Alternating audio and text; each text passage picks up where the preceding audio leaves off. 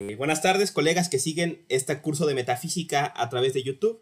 El día de hoy vamos a hablar de Kant, ¿no? El día de hoy vamos a abordar la primera parte de nuestra lectura o recorrido por la crítica de la razón pura de Kant, ¿no?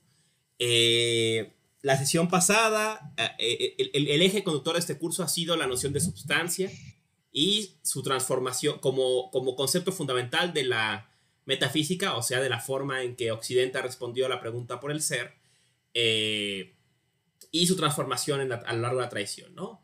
Desde los griegos hasta la modernidad temprana, ¿no? Vimos a Descartes, vimos a Berkeley, la sesión pasada vimos a Spinoza, y bueno, el día de hoy vamos a ver al que es probablemente, casi seguramente, el autor más importante de la filosofía moderna, ¿no? El autor que más olas produjo en la filosofía moderna, ¿no? Para la posteridad, ¿no? El referente obligado, ¿no? Que es la crítica de la razón pura de Kant, ¿no? Vamos a dedicarle 2 sesiones, básicamente dividir como el cuerpo de la argumentación en 2 partes, ¿no? Vamos a ver prólogos, introducción y estética el día de hoy. Y la siguiente clase vamos a ver la lógica, o sea, la analítica trascendental y la dialéctica trascendental. Para hacer un recorrido un poco, detenernos en algunos puntos, obviamente va a ser un recorrido extremadamente general, pero bueno, ¿no? Antes de empezar, ¿no? Una confesión de compromisos de lectura, ¿no? Yo aprendí, por más que esta obra se lee en todos lados, ¿no? En todas las materias, pareciera que está ahí la crítica de la razón pura. La lectura que yo comparto, ¿no? La que más me gusta es la lectura de Rebeca Maldonado, ¿no? En su famosísima obra Kant, la razón estremecida, ella intenta proponer una lectura ontológica de Kant, ¿no? Evadir la lectura epistémica o epistemológica de Kant y regresarle su énfasis ontológico, ¿no? Esa lectura me parece muy sugerente y además, bueno, nos invita a escapar de la cárcel de las primeras páginas del libro, ¿no? Pareciera que mucha de la discusión se ha enfocado en conceptos que aparecen en la introducción del libro, ¿no? Y bueno, hay mucho más, ¿no? En el texto que rescatar. Entonces, eso intentaremos el día de hoy, ¿no? O en estas 2 sesiones, ¿no? Que nos ocupan de Kant, leer más allá de las introducciones y más allá de la lectura puramente epistemológica de la crítica de la razón pura de Kant, ¿no? Obviamente les recomiendo ampliamente Kant, la razón estremecida de Rebeca Maldonado, si quieren un acompañamiento de su lectura de la crítica, ¿no? Decía, ¿no? Hace un momento, ¿no? Que da la impresión de que siento, ¿no? Que la obra más influyente o el personaje más influyente de la filosofía moderna es Kant, ¿no? El personaje después de los clásicos, ¿no? Después de los griegos, después quizás de los pensadores medievales, de algunos pensadores medievales como Tomás, ¿no? Agustín. El pensador más influyente, sin lugar a duda, es Kant, ¿no?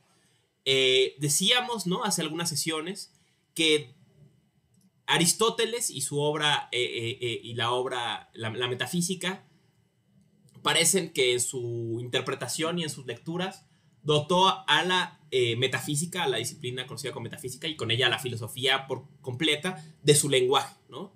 Le dio un lenguaje a la metafísica, ¿no? Vimos como conceptos clave como substancia, esencia, posibilidad, actualidad, necesidad, se pueden remontar a esta obra, ¿no? Forma, materia, ¿no? Muchas nociones que van a ser cruciales a la postre, ¿no? Van a remitirse a conceptos que son extraídos de esta obra de Aristóteles, ¿no? Vimos la sesión pasada, por ejemplo, cómo Spinoza, bien que mal, sigue definiendo substancia en los mismos términos que Aristóteles y sigue su pensar camina en una de las sendas que Aristóteles pensó, ¿no? En la del libro 12, ¿no? Y tomáramos al cosmos como un todo, ¿qué sería la sustancia? ¿No? Pues la sustancia sería Dios. Entonces, así como Aristóteles le dio su lenguaje a la metafísica y con ello a la filosofía en general, ¿no? En las lecturas que se hizo a tradición de Aristóteles, siento que lo que Kant le dio a la filosofía, que le legó a la filosofía posterior, ¿no? Después de Kant, ¿no? van a ser sus problemas y sus estrategias, ¿no? O sea, estas dos cosas, sus problemas y sus estrategias, ¿no? Mencionemos brevemente algunas cosas, ¿no?, que Kant legó a la filosofía posterior, y particularmente la crítica a la razón pura, aunque habrá mención de alguna otra obra, pero bueno, ¿no? Después de Kant, ¿no?, hablaremos de esto en el próximo semestre un poco, volveremos sobre este tema, ¿no?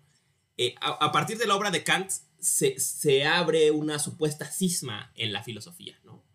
O sea, una división entre dos formas de hacer filosofía, ¿no? Seguro han oído algo de esta división antes, ¿no?, que es la llamada división entre filosofía analítica y filosofía continental, ¿no? Entre filosofía analítica y fenomenología, digamos, ¿no?, o tradiciones herederas de la fenomenología, ¿no? Esta división que se abre a inicios del siglo XX hereda mucho de esta obra de Kant, y las dos betas, que no están tan separadas en su historia como suele pensarse, ¿no?, van a reivindicar una lectura de Kant, ¿no?, o algo de Kant va a ser lo que les va a motivar, ¿no? Por un lado, ¿no?, la tradición analítica, como la palabra lo dice, ¿no?, va a estar o van a ser con la discusión sobre el concepto de analiticidad, ¿no? Hablamos sobre, vieron ustedes al leer la introducción de Kant, hablaremos de ello adelante, ¿no?, que Kant habla de la entre conocimiento analítico y sintético, ¿no? O sea, el conocimiento ampliativo, sintético, y el conocimiento analítico, en que él dice el predicado está contenido en el sujeto y entonces no amplía conocimiento, ¿no? Que es el conocimiento de la matemática, de las definiciones y demás, ¿no? Va a haber pero que tiene la cualidad de que el conocimiento analítico pues puede ser a priori, o sea, anterior a la experiencia y con ello necesario, no contingente. Entonces, habrá una tradición filosófica que se enfocará en discutir este concepto de analiticidad, ¿no?, en buscar este tipo de conocimiento especial que es independiente de la experiencia, que es necesario, que es y que de algún modo es verdad en virtud de su forma, ¿no?, en virtud de su propia estructura, ¿no? Pero si los enunciados analíticos son verdad en virtud de su estructura, pues entonces la estructura del conocimiento y eventualmente del lenguaje es una cuestión fundamental, ¿no? Entonces, esta tradición filosófica con personajes como Frege, como Russell, etcétera, ¿no?, se enfocará en el análisis del lenguaje, ¿no? Analizar el lenguaje, formalizar el lenguaje, permitirá hacer evidente cómo opera este tipo de conocimiento analítico y eventualmente utilizarlo como el fundamento de todo conocimiento, ¿no? Y ahí va a haber ese camino hacia la filosofía de las matemáticas y el tema de la fundamentación de la ciencia y el análisis de su discurso y todo este rollo, el círculo de Viena, etc., etc., etc., ¿no? Personajes como Carnap, ¿no?, van a estar también en esta línea, ¿no? En fin, ¿no? Pero vemos que esta línea se desprende de esta noción de analiticidad, que si bien no la inventó Kant, pues sí es quizás más representativa en Kant, ¿no? Entender analiticidad. ¿Qué significa analiticidad? Que un enunciado sea analítico, que un conocimiento sea analítico y sus consecuencias. Ahora, por otro lado, ¿no?, veremos grosso modo, ¿no?, en la crítica de la razón pura, Kant va a analizar el tema de la relación entre sujeto y objeto, ¿no?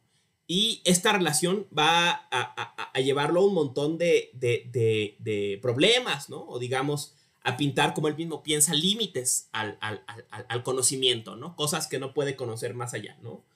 El objeto, no podemos conocer nada fuera del objeto, o sea, de cómo el mundo nos impresiona y nosotros estructuramos esas impresiones, ¿no? Grosso modo, ¿qué es el mundo más allá de cómo se nos aparece, más allá de su fenómeno?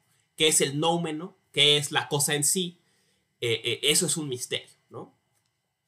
Este desafío que Kant va a lanzar, ahorita te doy la palabra a Paco, si quieres, reiterando lo que está en la grabación, lo tengas presente. Este desafío que Kant va a lanzar sobre la relación sujeto-objeto va a ser la chispa que va a detonar a un montón de filosofías, ¿no? A lo que ha llamado Safransky, llamaba los años salvajes de la filosofía, ¿no? Vamos a ver, por un lado, moviendo a personajes como Fichte. Fichte, de hecho, de joven, va a ir a visitar a Kant, ¿no? Y va a establecer una relación ya con el viejo Kant, que va a ayudarlo a hacer sus primeras publicaciones. Al niño genio de la filosofía alemana, Schelling, ¿no? A Hegel, por supuesto, ¿no? Que van a intentar encontrar una solución a el problema de la separación sujeto-objeto y hallar un conocimiento más allá de la relación de la intuición sensible, ¿no? A través de la intuición intelectual o a través del propio desarrollo de la conciencia, que no se queda en esta relación sujeto-objeto, pensará Hegel, por ejemplo, ¿no?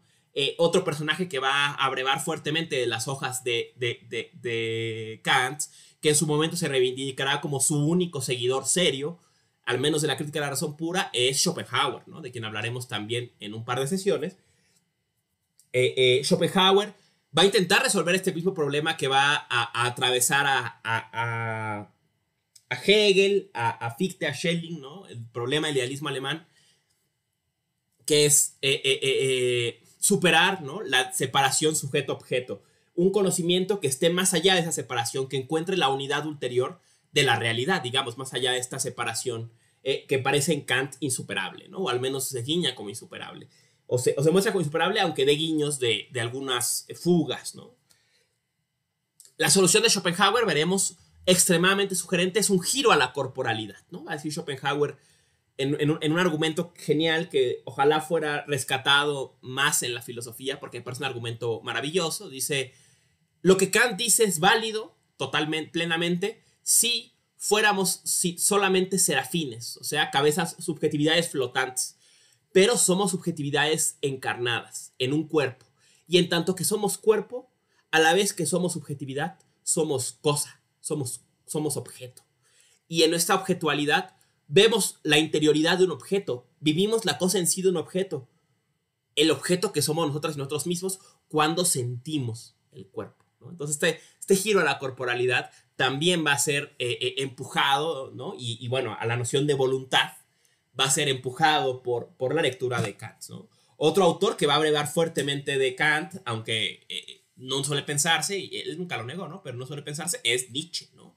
Nietzsche, quien será el último autor con que cerremos este curso, va a leer, a ser un lector ávido de Kant, ¿no? Y va a rescatar, por ejemplo, la relación entre conocimiento y deseo, ¿no? O sea, veremos cómo en Kant hay un tema pulsional en el conocimiento. Deseamos saber, ¿no? Y va a analizar estas motivos inconscientes del saber, como les llama él, más allá del bien y del mal, les llama Nietzsche, ¿no? Y ahí hay un tema, sin duda, kantiano, ¿no? Que Kant y Nietzsche comparten, ¿no? El móvil de la razón es el mismo irracional, ¿no? Es pulsional, es volitivo, es un tipo de deseo, ¿no? Otro autor, ¿no? Bueno, habría que mencionar, por supuesto, ya mencionamos a los fenomenólogos, pero dentro de ellos habría que mencionar a la lectura, la tradición que lee la fenomenología en Francia, que es la tradición existencialista, ¿no? Habría que mencionar a Sartre, por supuesto, ¿no? Con su crítica a la síntesis de la percepción, a que el yo debe poder acompañar todas nuestras representaciones. Veremos esta discusión el semestre que viene en su obra maravillosa, La trascendencia del ego, ¿no? En que va a discutir a Kant, ¿no? Va a volver sobre este tema, por ejemplo, Nishida, en el Topos de la Nada y Cosmovisión Religiosa, mismo enunciado, va a retomar este enunciado de la síntesis de la percepción en Kant y a pensar sus consecuencias desde la perspectiva de la filosofía japonesa de mediados del siglo XX. Otro autor, ¿no? Claro, no la crítica de la razón pura, pero que va a reivindicarse como de una inspiración kantiana completa, es Foucault, ¿no? Foucault dice que la arqueología del saber, o la inspiración de la arqueología del saber, de este método filosófico que él motiva, ¿no? Para desmontar la noción de origen, ¿no? Esta estrategia de genealogía y arqueología del saber que va a llevar en los años 60 Foucault y 70, ¿no? Foucault dice que está inspirado, aparte de la genealogía de la moral de Nietzsche, ¿no? En el método Nietzsche de texto, en qué es la ilustración de Kant, ¿no? Y para preguntar, dice él, para preguntar por la ilustración, Kant se regresa antes de la ilustración, ¿no? Entonces, eso es la motivación detrás de, o donde encuentra Foucault la inspiración para su método filosófico genealógico arqueológico, ¿no? Obviamente Tugendhat y los nuevos filósofos de la subjetividad en los años 80. En fin, o sea, Kant no muere. Kant no muere y la crítica de la razón pura tampoco. Bueno, tal vez Kant sí, ¿no? Pero la crítica de la razón pura no, ¿no? Bueno, habría que mencionar, ya mencionado fenomenólogos, pero también a Heidegger, ¿no? Heidegger va a dedicar... es difícil no reconocer que Ser y Tiempo camina sobre los pasos de... es un intento tal vez fenomenológico de lo que hace Kant en la crítica de la razón pura, ¿no? Vuelve sobre los temas de la temporalidad como Kant lo hizo, ¿no? Va a seguir una pista muy kantiana también el propio Heidegger. No en vano su siguiente curso a la presentación del tiempo es el infame Kant y el problema de la metafísica, ¿no? Entonces Kant también va a influir fuertemente a Heidegger, ¿no? En fin, a todo mundo, ¿no? Todo mundo. Pareciera que el último gran referente de la filosofía moderna, antes de estas cismas en la filosofía, que ya son hoy tan rancias, ¿no? Pero que siguen ahí jugándose, ¿no? El último gran referente que todas y todos reconocemos es la crítica de la razón pura de Kant, ¿no? No hay quien no voltee para allá atrás y reivindica esa tradición, ¿no? No en vano, ¿no? No en vano esta edición del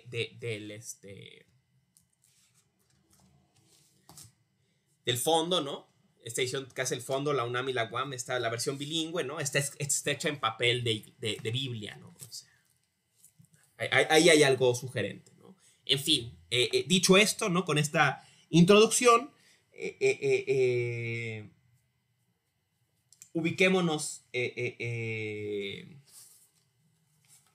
ubiquémonos en la crítica de la razón pura. No abundaré mucho sobre la biografía de Kant en esta ocasión.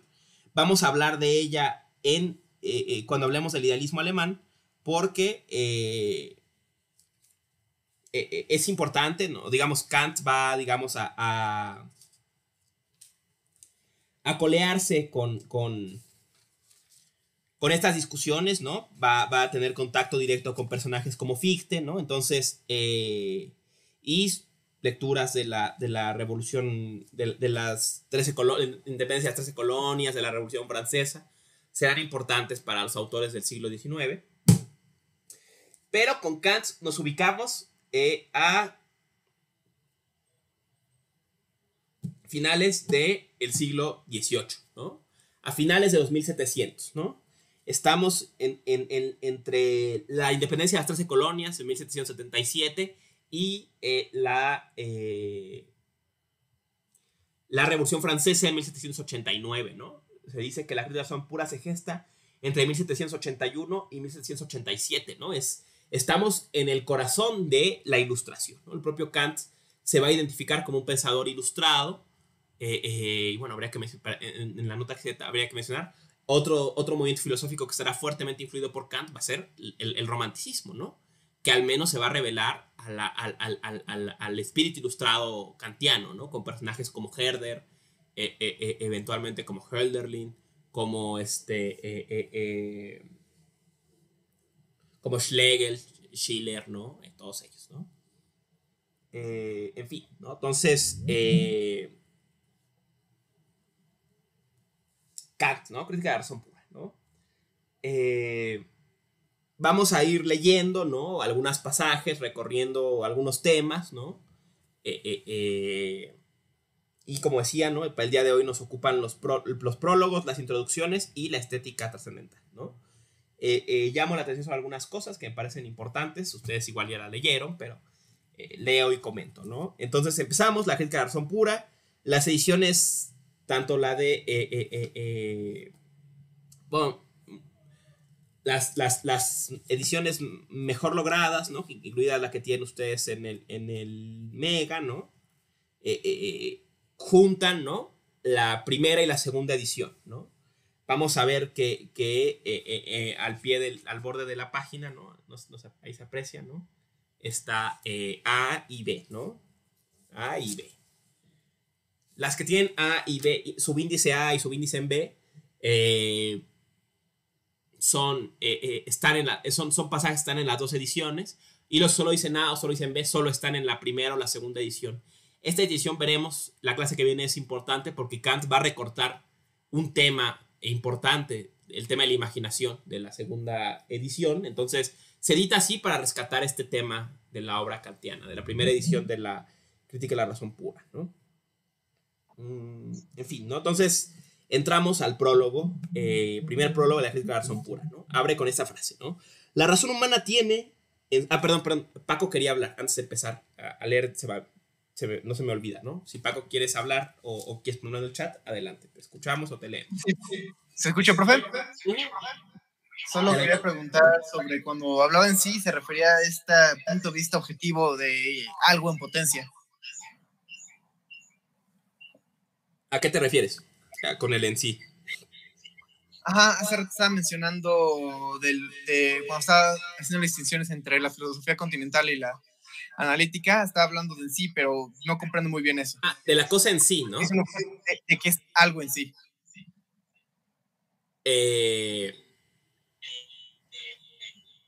O sea, digamos, el concepto del en sí, veremos que no es tan de Kant, pero sí está muy presente en Hegel, ¿no? Hegel usa mucho el en sí y el para sí, ¿no? En la fenomenología del espíritu. Hablaremos un poco de eso en dos sesiones, pero a lo que me refiero al concepto de cosa en sí, al Think-en-Sinn de Kant, ¿no? La cosa en sí misma. Vamos a hablar de eso la sesión que viene, pero, grosso modo, la cosa en sí es qué es algo, qué es una cosa, qué es lo que sea, más allá de su fenómeno o de cómo se nos aparece a nosotras y a nosotros, ¿no? Digamos, ¿qué hay detrás de las sensaciones o impresiones que tenemos, ¿no? Eso es la cosa en sí. Ahora, el tema con Kant es que la cosa en sí dice él, y el noumeno es un concepto negativo. O sea, por naturaleza no sabemos, ¿no? O sea, ¿qué es el mundo más allá de cómo se nos aparece? No sabemos. No hay ninguna forma de saber, ¿no? La cosa en sí queda como un misterio, ¿no? O sea, la suponemos, ¿no? La podemos pensar, ¿no? Insisto, como ese concepto negativo, ¿no? Cuando digo cosa en sí lo hago solo abstractamente separándola de la cosa como se me aparece a mí, ¿no? Y qué es en sí misma y no solo como a mí se me aparece. Esa es la pregunta por la cosa en sí. Pero que sea, está más allá del alcance del conocimiento, porque Kant será adherente a la idea de que todo conocimiento proviene de la experiencia, ¿no? De una forma muy peculiar, pero cree al final esto, ¿no? Que todo conocimiento depende de la experiencia, habría que decir, ¿no? Entonces, ¿qué es la cosa en sí? ¿Quién sabe, no? Entonces, al en sí me refería con eso, ¿no? Más allá de eso, ¿qué es algo en sí mismo? Es que es algo, digamos, de acuerdo a su esencia, por decirlo así, a su naturaleza, ¿no? Y el para sí es cómo algo se reconoce, cuando algo se reconoce a sí mismo, ¿no? En fin, ¿no? Entonces, no sé si eso aclare la cuestión.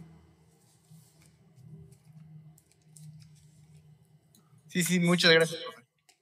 No hay de qué para esto. En fin, entonces comenzamos. Crítica de la razón pura, prólogo. Esta obra magna abre con esta frase, ¿no? La razón humana tiene en un género de sus conocimientos el singular destino de verse agobiada por preguntas que no puede eludir, pues le son planteadas por la naturaleza de la razón misma y que empero tampoco puede responder, pues sobrepasan toda facultad de la razón humana. Ella cae sin culpa suya en esta perplejidad. Comienza por principios cuyo uso es inevitable en el curso de la experiencia y está a la vez suficientemente acreditada por esta. Con ellos asciende, tal como su propia naturaleza lo requiere, cada vez más alto, hacia condiciones más remotas. Pero puesto que advierte que de esta manera su negocio debe quedar siempre inconcluso, porque las preguntas nunca se acaban, se ve por ello obligada a recurrir a principios que sobrepasan todo uso posible de la experiencia y que sin embargo parecen tan libres de sospecha que incluso la común razón humana está de acuerdo con ellos. Pero así se precipita en oscuridad y en contradicciones, a partir de las cuales puedes ciertamente concluir que en alguna parte en el fundamento debe de haber errores escondidos, que ella empero no puede descubrir, porque los principios de los que se sirve pues sobrepasan los límites de toda experiencia. No reconoce ya ninguna piedra de toque de la experiencia. El campo de batalla de esta disputa sin fin se llama metafísica. Entonces esta larga lectura presenta el problema que Kant le ocupa, ¿no? Dice Kant, parece que hay en la razón una tendencia a hacer lo que Ícaro, ¿no? La razón tiene un campo seguro de operación, ¿no? Que veremos es el campo de la experiencia, ¿no? En donde es capaz de obtener conocimientos. Pero algo en la propia naturaleza de la razón la ultima, ¿no? La empuja a elevarse, ¿no? Y elevarse desde el campo seguro de la razón hacia el sol, ¿no? Pues el problema es que entre más se eleva, se escapa de todo el campo de la experiencia posible y ya no queda lugar para generar conocimiento, ¿no? Y entonces se pierde, ¿no? Entonces hay en este movimiento de Ícaro en la razón, piensa Kant, ¿no? Algo mueve a la razón a ir más allá de la experiencia y a querer responder. Hay preguntas que la aquejan, que están más allá de la experiencia y la razón quiere responderlas, aunque eso exceda su naturaleza, su capacidad, ¿no? Y se aventura a estas alturas, ¿no? Con funestas consecuencias, ¿no? Esta es la preocupación kantiana, ¿no? Esta hibris de la razón, ¿no? Este deseo de exceder el campo de la experiencia posible, ¿no? Y el límite de esto es lo que Kant llama metafísica. O sea, para Kant la metafísica es el conocimiento que está más allá de toda experiencia posible. O sea, no solo de la experiencia actual, sino de toda experiencia posible, ¿no? Ejemplos de qué entiende Kant por conocimiento metafísico: la pregunta, ¿existe Dios? ¿Existe el alma? ¿Existe un alma inmortal? ¿El mundo tiene un orden? ¿Somos libres? ¿No? Este tipo de preguntas, piensa Kant, exceden el campo de la experiencia posible, ¿no? Y a pesar de que lo exceden, la razón se siente aquejada por ellas, ¿no? Y desea encontrar una forma de volar más alto que lo que sus alas le permiten, pero cada que se eleva se arriesga a que se le derrite el pegamento y a chocar con el suelo, ¿no? Siguiendo con esta analogía de Ícaro, ¿no? Aquí hace un símil muy interesante Kant. Dice, la razón ha tenido distintas épocas. La metafísica ha sido reinada ha sido gobernada de distintas formas, ¿no? El primer avance que encontramos es el avance dogmático, ¿no? Este dogmatismo de la razón, él la asimila con la estructura política del despotismo, ¿no? Es cuando la razón se da principios y desde esos principios solitos quiere avanzar, ¿no? Aquí está pensando, por supuesto, en Wolff, por supuesto en Leibniz, pero sobre todo y fundamentalmente en Spinoza, ¿no? O sea, desde principios racionales quiere la razón solita elevarse, ¿no? Imaginemos que lo que leímos la semana pasada que hacía Spinoza era esto, ¿no? O sea, construir una escalera al cielo, ¿no? Y elevarse a través de estos principios que la razón sola se da, ¿no? Dice Kant, pero es una forma despótica de operar de la razón, este dogmatismo, porque nada más, ¿no? Da principios, definiciones, axiomas, ¿no? Y quiere con eso elevarse, pero en realidad no está basado en nada, ¿no? La razón no puede dudar de ellos, pero no tiene ninguna experiencia de que sean el caso, ¿no? Entonces, pues, se eleva y dice, y esta forma despótica abre lugar al escepticismo, ¿no? El dogmatismo abre lugar al escepticismo. El despotismo del dogmático abre lugar al escéptico. Y el escéptico lo que trae es la anarquía, ¿no?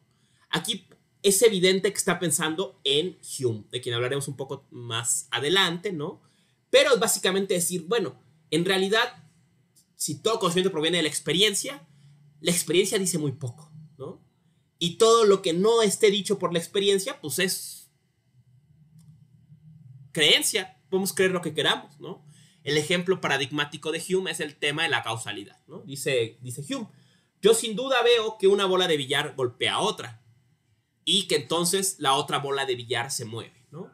Y lo veo hoy, lo veo mañana y luego pasó mañana porque Hume era un ávido jugador de billar, ¿no? Pero dice Hume, lo que no veo es la relación de causación necesaria entre una cosa y otra. Solo veo que las dos pasan. Yo infiero que si mañana una bola le pega a la otra se va a mover. pero eso no lo veo, eso no me lo da la experiencia, eso lo imagino, lo deduzco yo, o acontece porque mi razón asocia dos cosas que siempre van juntas, pero en sí mismo no hay ningún motivo para esperar el acompañante frecuente, ¿no? Claro, si le pego una pelota, una bola, espero que la otra se mueva, porque siempre es así, pero en realidad eso no lo percibo, entonces, pues no lo sé, ¿no? Y dice Kant, ¿no?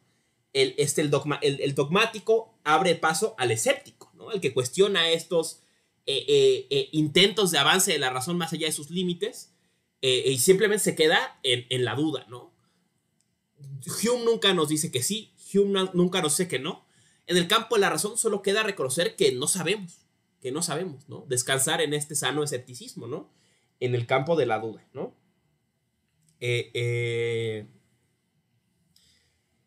Dice, otros han querido dar una solución fisiológica, ¿no? Aquí puedo estar pensando en Locke, ¿no?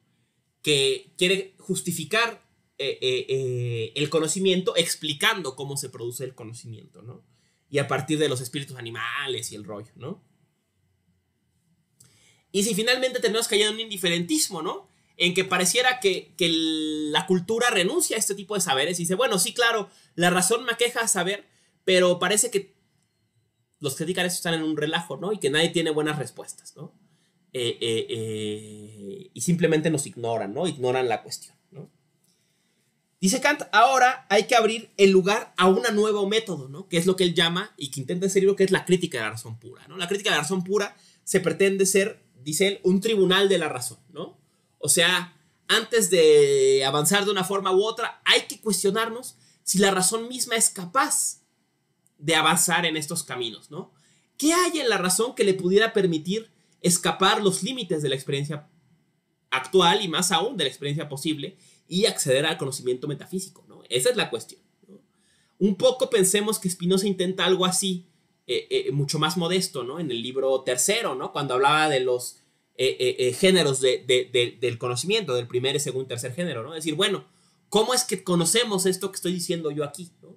¿Cómo es que sé qué es la sustancia? ¿Cómo es que sé qué es Dios? Pues hay un tipo de conocimiento especial que me permite, ¿no? La crítica de la razón pura lo que va a hacer es sentar a la razón en el banquillo de los acusados y decirle en qué te basas para decir que sabes. ¿O eres simplemente capaz de saber algo más allá de la experiencia? Si sí, esa es la senda que ha de seguir la metafísica. Si no, habrá que renunciar a la metafísica y por lo menos sabremos que para allá no hay camino, ¿no? Es importante entonces, ¿no? Que lo que busca la crítica de la razón pura, poniendo a la razón en el banquillo de los acusados, es preguntarse si es capaz la razón misma de tener conocimientos metafísicos. Y por conocimientos metafísicos, como ya dijimos, ha de entenderse el conocimiento que es independiente de toda experiencia, no solo de la experiencia actual, sino de la experiencia posible. Tengan presente esto, será claro, importante, ¿no? Evidentemente, dice Kant, todo conocimiento que es metafísico es a priori, o sea, anterior a la experiencia, ¿no? O su justificación no depende de la experiencia, ¿no? Evidentemente es necesario, no podría ser de otra forma, ¿no? Y va aquí Kant a decir, bueno, si hay conocimientos a priori, hay conocimientos necesarios, son metafísicos, ¿no? Dice, bueno, la lógica, ¿no? Si P y Q, entonces P, parece que es necesario, es a priori, está justificado independientemente de la experiencia, no tengo que ver un experimento para saber que si P y Q, entonces P, pero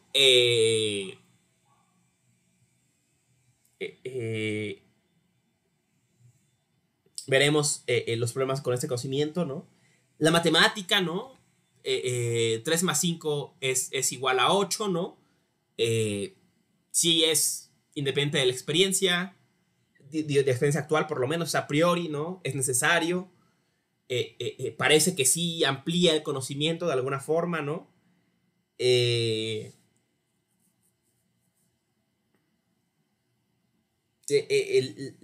teorema de Pitágoras, ¿no? Algunas de estas cosas dan pista de que hay conocimientos que no dependen directamente de la experiencia, ¿no? Habría que buscar ahí, ¿no?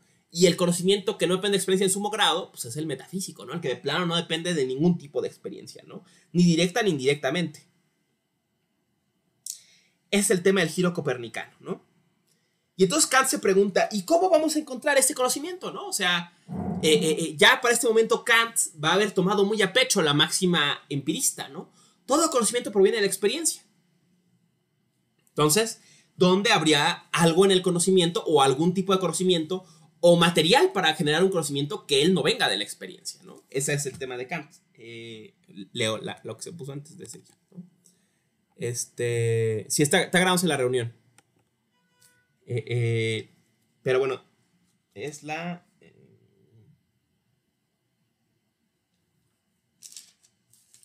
aquí está, ¿no? Dice...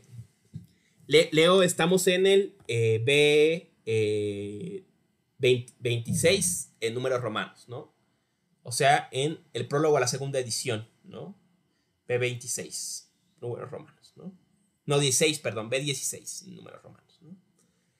Leo dice, hasta ahora se ha supuesto que todo nuestro conocimiento debía regirse por los objetos, pero supuesto que todo nuestro conocimiento debía regirse por los objetos, pero todos los intentos de establecer mediante conceptos algo a priori sobre ellos, con lo que ensancharía nuestro conocimiento, quedaban anulados por esta suposición.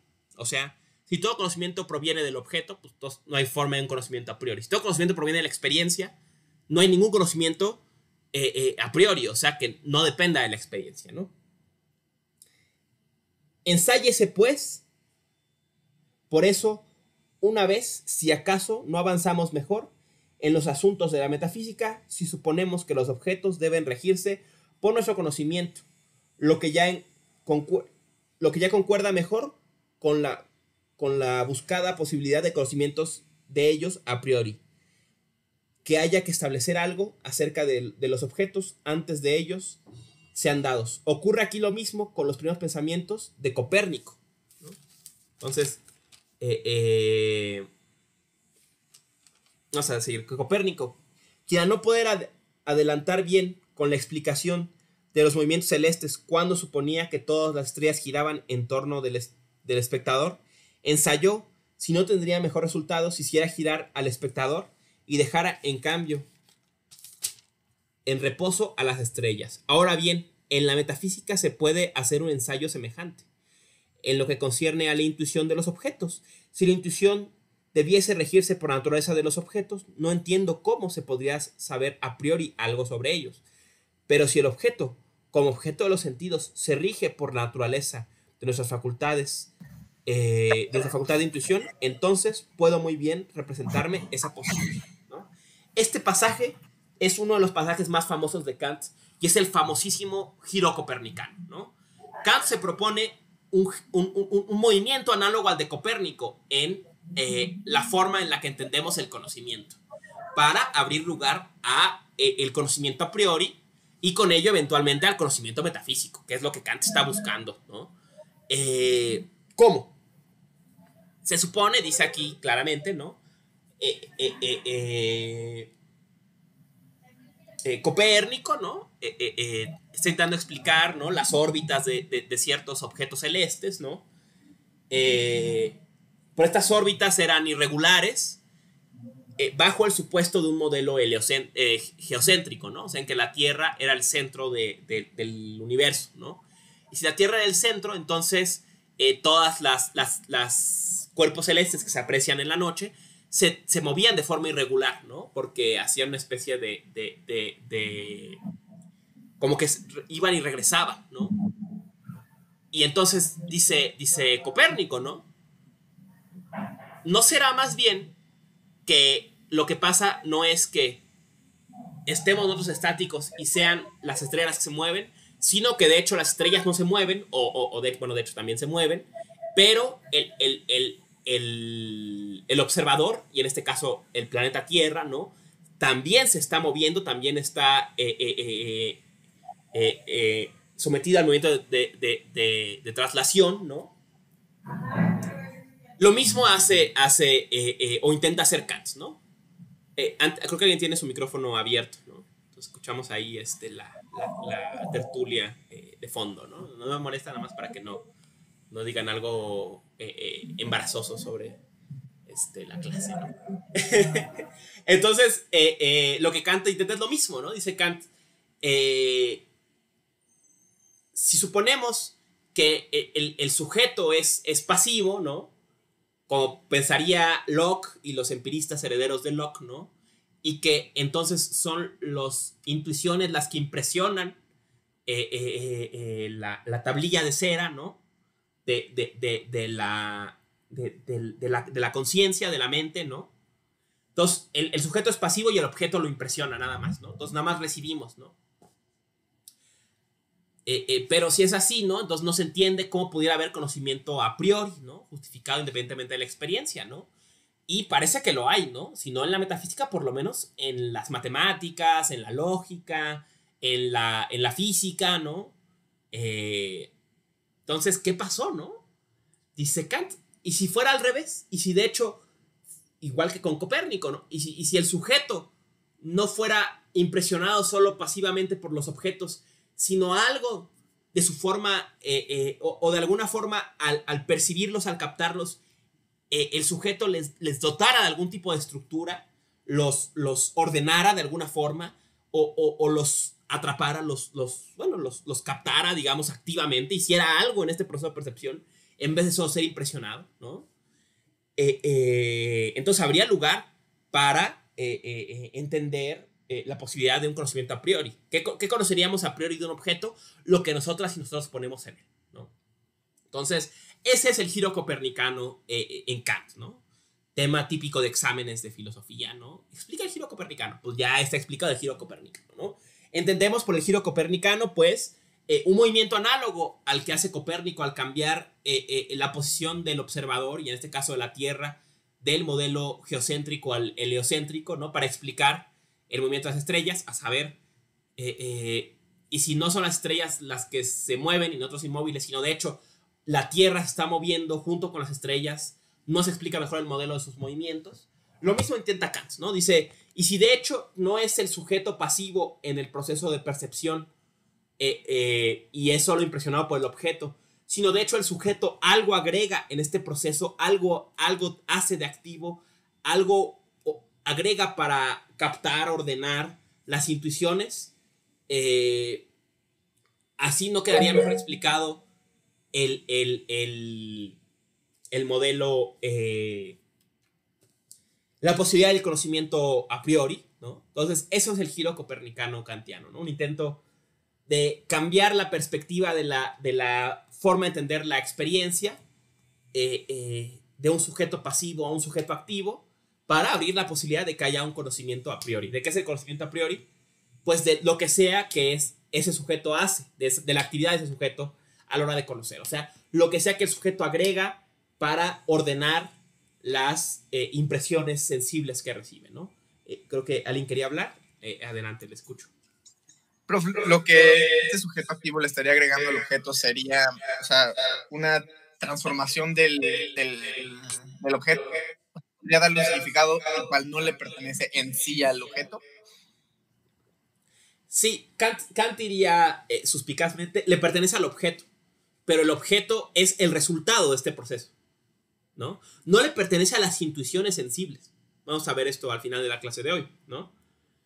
Pero al objeto sí, porque el objeto no es el punto de partida, es el resultado de este proceso, ¿no? El objeto, pensemos, la botella, ¿no? La botella es el resultado de las intuiciones sensibles que yo recibo, ¿no? Textura, color, sabor, etcétera, ¿no? Y lo que sea que yo agrego, ¿no? Que adelantados un poco, ¿no? Van a ser intuiciones puras y categorías que van a estructurar, digamos,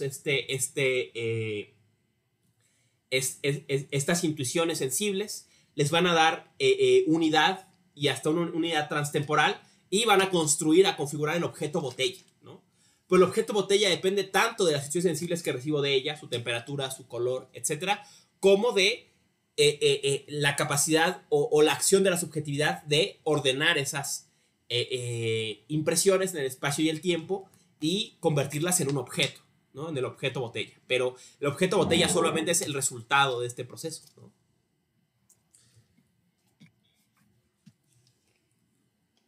Y, profe, otra pregunta. ¿Y la esencia del objeto dónde se encontraría? Pues obviamente bueno, la esencia ya sabemos, ¿no? Ahí no hay mucho cambio en el diccionario, ¿no? O sea, la esencia es sus cualidades abstractas.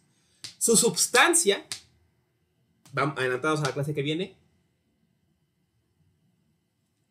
sería el resultado de esta síntesis que hace la subjetividad sobre el objeto, ¿no? Dirá Kant, grosso modo, ¿no? Por sustancia entendemos aquello de un objeto que persiste en el tiempo. Pero ¿quién pone el tiempo del objeto? La subjetividad, ¿no? La subjetividad es quien lo ordena en el espacio y en el tiempo, que son sus intuiciones puras, ¿no? Entonces, en realidad, el tiempo y con ello la substancia, la duración, la persistencia en un objeto, en última instancia están puestos por la subjetividad, ¿no?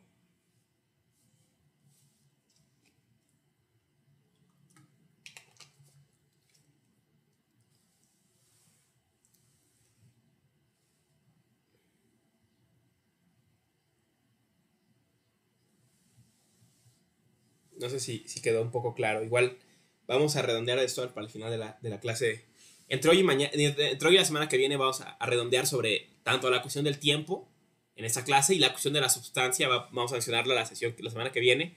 Igual como que redondeo un poquito más este tema, ¿no? Porque pues sí como que supone mucho de lo que Kant ya va a haber ido argumentando a lo largo del libro, ¿no? Pero grosso modo esa es la idea.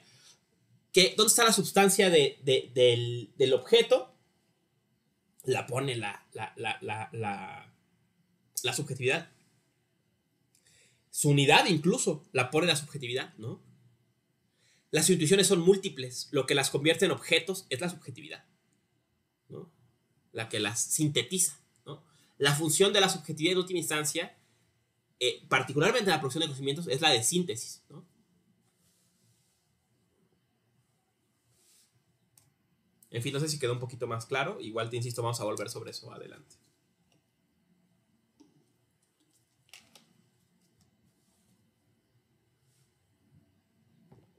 Creo que algo más en el chat. Ahorita vamos sobre el concepto de a priori. Eso está en las introducciones. Kant lo avienta en el prólogo porque el prólogo, bueno, es, como saben, normalmente se escribe al final, ¿no? de la obra, ¿no? Entonces, pues ya supone los conceptos, ¿no? Pero vamos a abundar sobre este concepto en las introducciones, ¿no? En fin, seguimos del giro copernicano, ¿no?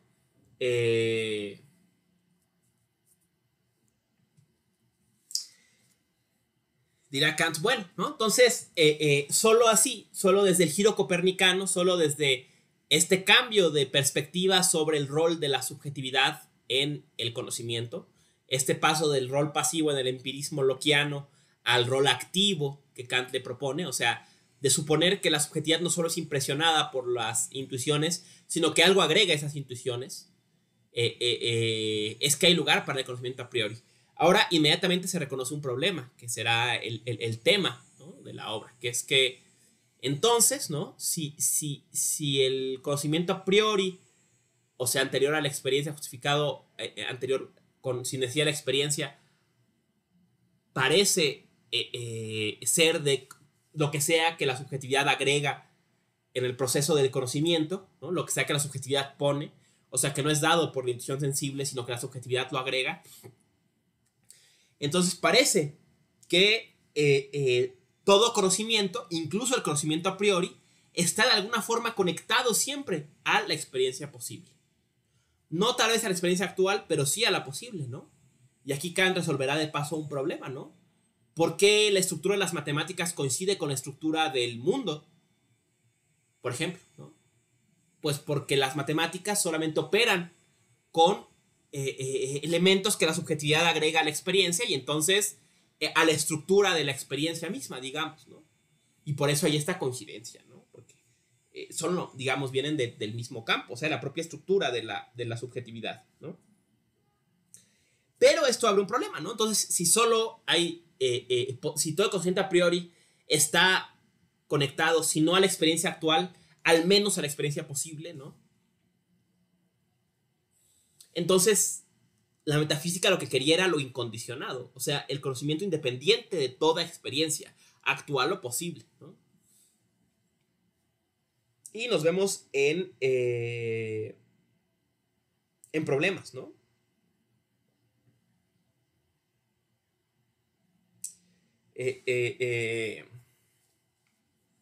Pareciera, ¿no? Aquí ya Kant adelantándose a los temas de la dialéctica, ¿no? Que los temas como la libertad, la creación del creador del mundo, el alma, todos esos temas que son de algún modo, parecen estar en el campo de lo incondicionado, escapan también al campo del conocimiento, ¿no? O sea, no hay conocimiento posible de ellos, ¿no? De Dios, del alma, del orden del mundo, de la libertad, ¿no? Todo esto, parece que no hay conocimiento posible, ¿no? Porque exceden los límites de la razón, a saber, el límite de la experiencia posible, ¿no? Pero dice Kant que no podamos conocerlos, o sea, que la razón no pueda conocerlos, no quiere decir que no pueda pensar en ellos, ¿no? Y esto es lo que nos abre al campo de la dialéctica trascendental y eventualmente será un tema importantísimo en Kant, ¿no? La diferenciación entre conocer y pensar, ¿no? El campo del pensar es más grande que conocer, ¿no? Podemos pensar lo que sea, ¿no? Yo puedo pensar en Dios cuanto quiera, pero no sé nada, ¿no? De Dios no sé nada. Y remata los prólogos con el tema de el agnosticismo, ¿no? Dice Kant. Si hemos de aceptar entonces, o si esta obra nos sugiere, y de hecho parece ser así, que el campo del conocimiento está muy restringido al límite, a la segura isla de la experiencia posible, como le llama él, y que fuera de eso no hay conocimiento posible, habrá que confesar que no sabemos si tenemos alma, no sabemos si Dios existe, no sabemos si alguien creó el mundo, o si va a algún lado, o si no, si todo está determinado, o somos libres, o todo pasa por casualidad. No sabemos. Y no solo no sabemos, no hay posibilidad de que sepamos, porque este tipo de conocimiento, este campo excede la posibilidad misma del saber. Si confesamos eso, ¿no? Si la crítica de la razón pura resuelve que de hecho la razón no es capaz de exceder los límites de experiencia posible, quedará por lo menos ese Kant la razón restringida a su campo seguro, donde sí puede generar conocimientos, y habrá que confesar que el saber en lo demás, ¿no? En todo lo demás que podemos pensar, el saber tiene que abrirle paso a la fe. O sea, es cierto que si Kant tiene razón, si la crítica de la razón pura tiene razón, yo no sé si Dios existe. Yo no sé. No hay prueba racional. Bueno, que Kant va a concebir una después, pero no hay prueba racional de que Dios exista, ¿no? Podemos pensar. No hay forma de saber que Dios existe. Nadie puede decirme, yo sé que Dios existe. Puede decirme, yo pienso que Dios existe. Yo lo creo. Tengo fe en que Dios existe. Pero no sabe. Pero, y aquí es donde entra el famoso agnosticismo de Kant, tú tampoco puedes decirme lo contrario, ¿no? Nadie sabe que Dios no existe. Nadie conoce que Dios no existe. Lo cree, lo piensa, ¿no? Pero nadie sabe. Porque no se puede saber ni que sí ni que no. Y entonces, donde no hay lugar, donde el saber no se puede meter, se abre lugar a la fe, ¿no? Aquí Kant está intentando reivindicar esta agenda un poco en contra de la agenda ilustrada o de la clásica agenda ilustrada. Restringir el lugar de la razón, ¿no? O sea, la razón, si la razón es pensada como el motor de la ilustración, aquí Kant le pone una barrera, ¿no? Y dice, donde no llega la razón, pues no llega, pero para nadie, ¿no? O sea, ni en un sentido ni en otro, ¿no? Entonces, solo queda creer. O quizás Kant le dará una utilidad normativa, ¿no? A lo mejor no sabemos racionalmente, y aquí es una solución muy humeana, ¿no? O sea, muy inspirada en Hume, ¿no? Hume va a pensar, va a razonar de esta forma muchas veces, ¿no? Dirá, bueno, racionalmente no podemos saber. O sea, si Kant tiene razón hasta aquí, ¿no? O en su obra tiene razón, pues sí, no podemos saber si Dios existe, no podemos saber si tenemos alma, si somos libres, si este mundo va a algún lado, no podemos saber. Pero ¿Tiene una función normativa creer que Dios existe? Pues nos motiva a portarnos bien, ¿no? ¿Tiene una función normativa que tenemos alma? ¿Tiene una función normativa creer que el mundo tiene un orden o que somos libres? Tal vez, ¿no? Y claro, lo podemos pensar y nos conviene pensarlo y es útil pensarlo. Pero la verdad es que nadie sabe y nadie puede saber, ¿no? Y ese es el agnosticismo de Kant, que fuera del campo de la experiencia posible no podemos saber nada, al menos en la crítica de razón pura. Luego va a abrir campos de otras posibilidades de saber fuera de este campo, de estos límites, ¿no? Pero entrada no sabemos, ¿no? Ni si tenemos alma, ni si Dios existe, ni nada de eso. Pero tampoco sabemos que no existe. Entonces nadie sabe, ¿no? Cree lo que quieras. Y en última instancia cree lo que te sea útil, lo que te convenga. Y lo que convenga a la comunidad o a la sociedad, ¿no? A lo mejor nadie sabe si Dios existe. Pero creer que Dios existe no solo me ayuda a mí a sentir alivio cuando se mueren mis familiares, sino nos ayuda a vivir en sociedad. Entonces a lo mejor nos conviene creerlo, pero no sabemos. No sabemos, ¿no? Y en este punto también vemos a Kant encontrarse con Nietzsche, ¿no? Aquí Nietzsche va a rescatar tal cual a Kant, ¿no? En Más allá del bien y del mal, veremos en unas sesiones, dice Nietzsche, ¿no? Tal vez la pregunta no es si son posibles los estudios sintéticos a priori, o sea, si es posible ese conocimiento a priori de la metafísica, sino si es útil, si nos sirve para afirmar la vida, ¿no? Y es curioso que al final es lo mismo que Kant dice, ¿no? El propio Kant dice, pues al final tal vez no sabemos, pero a lo mejor nos es útil creerlo, nos sirve para afirmar nuestra vida, ¿no? Para aumentarla, ¿no? Diría Nietzsche, ¿no? Pero, en fin, ¿no? Entonces, hasta aquí los prólogos, ¿no? El tema vimos, ¿no? El tema de este deseo de la razón de ir más allá de la experiencia posible. Lo ha intentado a través del dogmatismo, no lo ha logrado, esto lleva al escepticismo. Kant propone poner a la razón en el banquillo de los acusados y ver si de hecho es capaz de crear conocimiento independiente de la experiencia y sobre todo conocimiento metafísico, o sea, independiente de toda experiencia posible, conocimiento incondicional, ¿no? Va a seguir el ejemplo de otros tipos de conocimiento a priori o independiente de la experiencia, como es la matemática, la lógica, la física, y va a reconocer que para entender este tipo de conocimiento se requiere el giro copernicano, ¿no? Reconocer que tal vez el sujeto no es pasivo en el conocimiento, sino que algo agrega, y que de ese algo es sobre lo que es el conocimiento a priori del objeto, ¿no? Y bueno, finalmente decir que si resulta que la razón no es capaz de tener conocimiento metafísico, si no es capaz de alcanzar lo incondicionado y el límite del conocimiento de la experiencia posible, entonces habrá que decir que el resto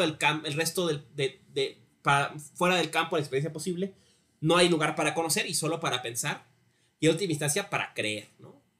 El saber le abre lugar a la fe, ¿no?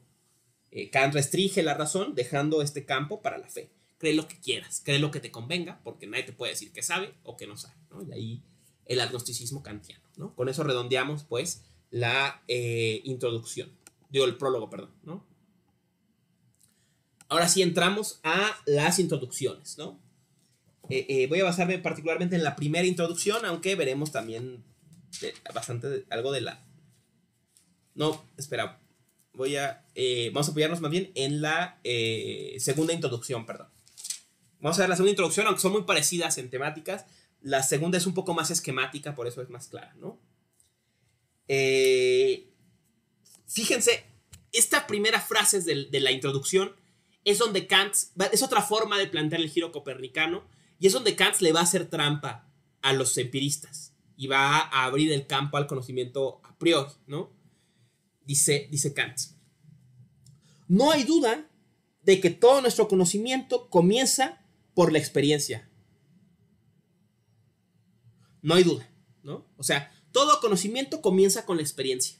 Hasta aquí Locke está encantado, Berkeley está encantado, Hume está encantado, ¿no? Todo conocimiento comienza con la experiencia, no hay más. Siguiente párrafo, aquí viene el giro. Pero aunque todo nuestro conocimiento comience con la experiencia, no por eso surge todo el de la experiencia. Ahí la cuestión. Todo nuestro conocimiento comienza con la experiencia. Los empiristas tienen razón. Pero eso no quiere decir que todo él venga de la experiencia. O sea, Todo conocimiento comienza con experiencia, sí, pero hay algo en ese conocimiento que no viene dado por la experiencia. Y como decíamos, ¿no? Aquí está replanteado el giro copernicano. No simplemente recibimos las experiencias, ¿no? Nosotros somos impresionados por las experiencias, estamos viendo, oyendo, saboreando, ¿no? Sino que algo ponemos nosotras y nosotros, ¿no? Y eso que ponemos es algo del conocimiento que, si bien comienza con la experiencia, no viene de la experiencia. Algo agrega a la subjetividad. La subjetividad no es pasiva en el proceso de la experiencia, es activa, algo pone. Y eso del conocimiento que no viene de la experiencia será el tema del conocimiento a priori, o sea, el conocimiento independiente de la experiencia, ¿no?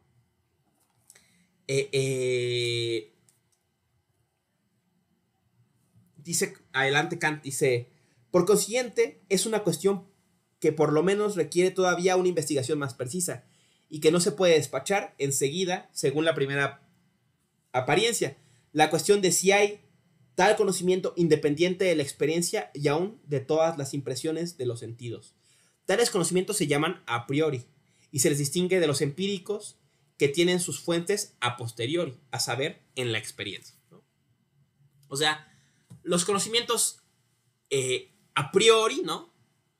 Dice Kant aquí,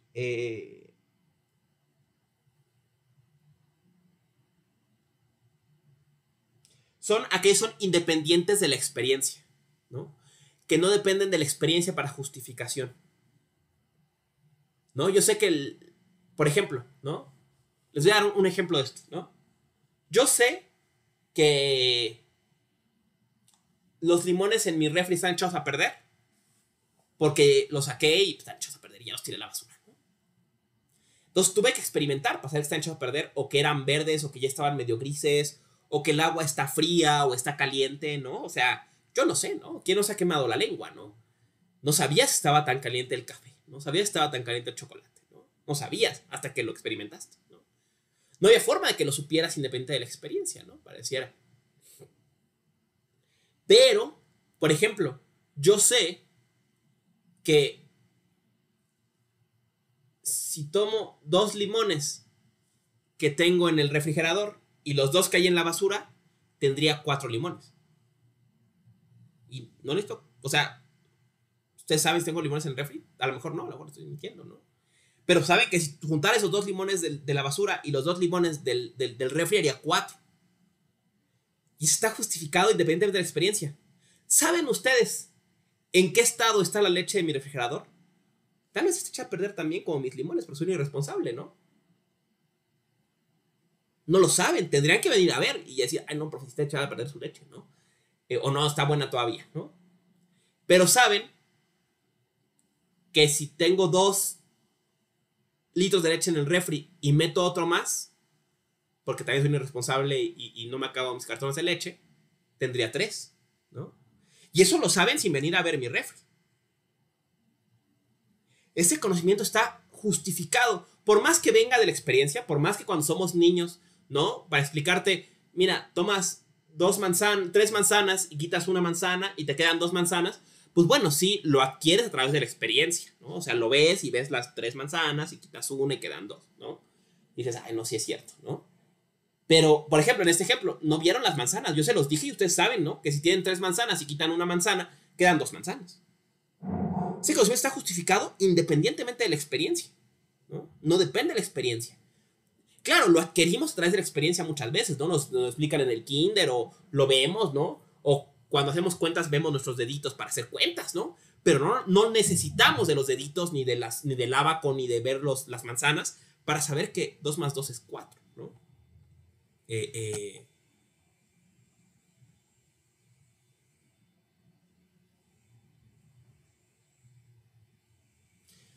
Justo Kant dice que no es puramente a priori, ¿no? Sí, puramente a priori, me imagino que entiendes. Bueno, a veces dice una parte medio raro, dice, bueno, a priori puede ser independiente de algunas experiencias, pero de otras no. Pero dice, aquí tomaremos a priori en sentido fuerte, ¿no? Independiente de la experiencia en general, ¿no? Ahora, claro, ¿no? Kant va a ser ahí tramposo, ¿no? O sea, porque veremos que si bien es cierto, adelantándonos un poco, que el conocimiento a priori que él encuentra sí es independiente de la experiencia actual. Por ejemplo, 2 más 2 es 4, o si tienes 3 manzanas y quitas una manzana, te quedan 2 manzanas, ¿no? La realidad es que no es independiente de la experiencia posible, porque ese conocimiento depende de la estructura de la subjetividad, a saber, de la intuición pura de tiempo y la noción de sucesión. Y de esa noción de sucesión es un elemento constitutivo de la experiencia humana, ¿no? La intuición de tiempo. Entonces no es independiente de la experiencia posible. Y por eso les decía, casualmente Kant explica cómo es este isomorfismo entre la matemática y el mundo, ¿no? Porque la matemática, por ejemplo, reflejaría la estructura de la subjetividad, en este caso, la intuición pura de tiempo, ¿no? Y entonces, pues por eso 2 más 2 es 4, y también 2 manzanas y 2 manzanas hacen 4 manzanas, ¿no? Vamos a ver al final de esta clase una consecuencia desquiciada de esto que les va, no sé, a mí me gusta mucho el pasaje famoso, el apartado 7, el parágrafo explicación, ¿no? Porque muestra los compromisos que Kant adopta, ¿no? Entonces, ahí está, es la diferencia entre a priori y a posteriori, ¿no? El conocimiento que en su justificación depende de la experiencia y el que no, ¿no? Ahora va a ser algunas diferencias, ¿no? Entre conocimiento a priori y a posteriori, ¿no? Dice, el conocimiento a priori es siempre necesario. No puede ser de otra forma, ¿no? No puedo saber a priori que a veces 2 más 2 es 4 y a veces no. Siempre es necesario. Es universal, ¿no? No es que a algunos les parezca que 2 más 2 es 4 y a otros les parezca que no. Aunque ahorita veremos una excepción a esta regla, pero bueno. Es necesario, es universal. Y luego voy a decir otra distinción crucial de la que ya hablamos un poco al principio, que es la distinción entre analítico y sintético, ¿no? Dice, veamos los conocimientos a priori, ¿no? Por ejemplo, la casa azul es azul, ¿no? Sin duda, la casa azul es azul. Es un conocimiento a priori, o sea, ustedes lo saben independiente de la experiencia, ¿no? No tienen que ver la casa azul a ver si de veras es azul, ¿no? Pero dice Kant, este tipo de enunciados, ¿no? Es un conocimiento sin duda a priori, ¿no? Pero él le llama, son enunciados analíticos, porque de hecho el predicado está contenido en el sujeto, como es claro en la casa azul es azul, ¿no? La casa azul es azul, pues sí, ¿no? O sea, ahí dice que es azul, pues solo sé que es azul, ¿no? Dice, la lógica pura opera con este tipo de enunciados, ¿no? Que no tienen contenido, que son solamente verdad en virtud de su forma, ¿no? Y dice, estos son sin duda a priori, sin duda es necesario, sin duda es universal, pero el problema de que sea analítico, dice Kant, es que no amplía conocimiento. No gano nada diciendo que la casa azul es azul, porque ya lo sabía, ¿no? Dice él, son solamente explicativos, ¿no? O sea, solamente explican lo que ya estaba ahí contenido, ¿no? No ganamos nada, dice él, ¿no? No avanzamos en nada. En cambio, la casa azul está abierta, o la casa azul está vacía por dentro, ¿no? Es un enunciado sintético, ¿no? O sea, agrega algo que no sabían ustedes de la casa azul, ¿no? Como que está abierta, o que se robaron los muebles, o que, no sé, ¿no? O que está mal pintada, no sé, ¿no? Cosas que ustedes no sabían, ¿no? Algo ganaron, ¿no? El puro concepto de casa azul no dice ni que esté vacía, ni que esté mal pintada, ni que esté abierta, ¿no? Estos, dice él, son sintéticos, o sea, agregan conocimiento. Si ganamos algo, ¿no? Diciendo, la casa azul queda lejos o está abierta, ¿no? O sea, se amplía el conocimiento, son ampliativos, dice Kant, ¿no? Los enunciados sintéticos, ¿no? No nada más explican el sujeto del predicado, sino que el predicado agrega algo del sujeto que no está en sí mismo contenido, ¿no? El problema es que los más de los enunciados, o básicamente todos los enunciados a posteriori son sintéticos, ¿no? Agregan algo, ¿no? La botella de agua está fría, ¿no? La leche está echada a perder. Agrega algo, pero dependen de la experiencia, ¿no? Los otros, decíamos, ¿no? Son a priori, ¿no? Como la casa azul es azul, pero son universales, son necesarios, pero son analíticos, no agregan nada. Entonces, la búsqueda de Kant va a ser por un caso enigmático, que es la famosa posible. Son posibles los juicios sintéticos a priori. La pregunta de Kant será, ¿son posibles los juicios sintéticos a priori? O sea, ¿hay conocimiento que sea a priori, o sea, necesario y universal, pero que a la vez sea no simplemente explicativo, sino ampliativo? O sea, un conocimiento que sea sintético y a priori. Porque solo si son posibles los juicios sintéticos a priori, podríamos pensar que habría lugar para la metafísica. O sea, habría posibilidad de tener conocimientos metafísicos. O sea, de avanzar en el conocimiento, por eso lo sintético, sin depender de la experiencia, ¿no? Y por eso lo a priori, ¿no? Entonces, la pregunta sigue siendo si es posible la metafísica, si es posible un conocimiento incondicionado, o sea, independiente de toda experiencia. Pero para eso hay que responder primero si es posible algún conocimiento que no sea simplemente ampliativo, independiente de la experiencia, ¿no? O sea, ¿son posibles los juicios sintéticos a priori? Esa es la pregunta que nos deja, con la que nos deja la introducción, ¿no? O más bien, ¿cómo son posibles los juicios sintéticos a priori, ¿no? Y Kant piensa en casos, ¿no? Dice un juicio sintético a priori es, por ejemplo, 7 más 5 es 12, ¿no? Es a priori, ¿no? O sea, no depende de su justificación de la experiencia, pero sí es sintético, ¿no? O sea, no se ve como en 7 y 5 esté contenido 12, ¿no? Parece que sí ganamos algo, o sea, no 7 más 5 es 12, ¿no?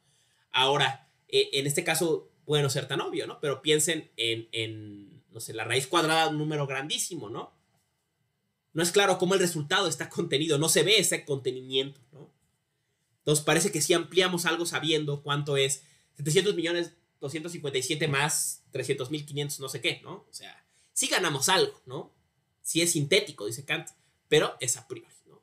Entonces, si la metafísica es posible, ha de ser como las matemáticas, ha de ser como la aritmética y la geometría, y un poco, dice él, de la física, ¿no? Conocimientos como toda acción tiene una reacción, ¿no? Así debe ser la metafísica. O dividir un camino parecido, ¿no?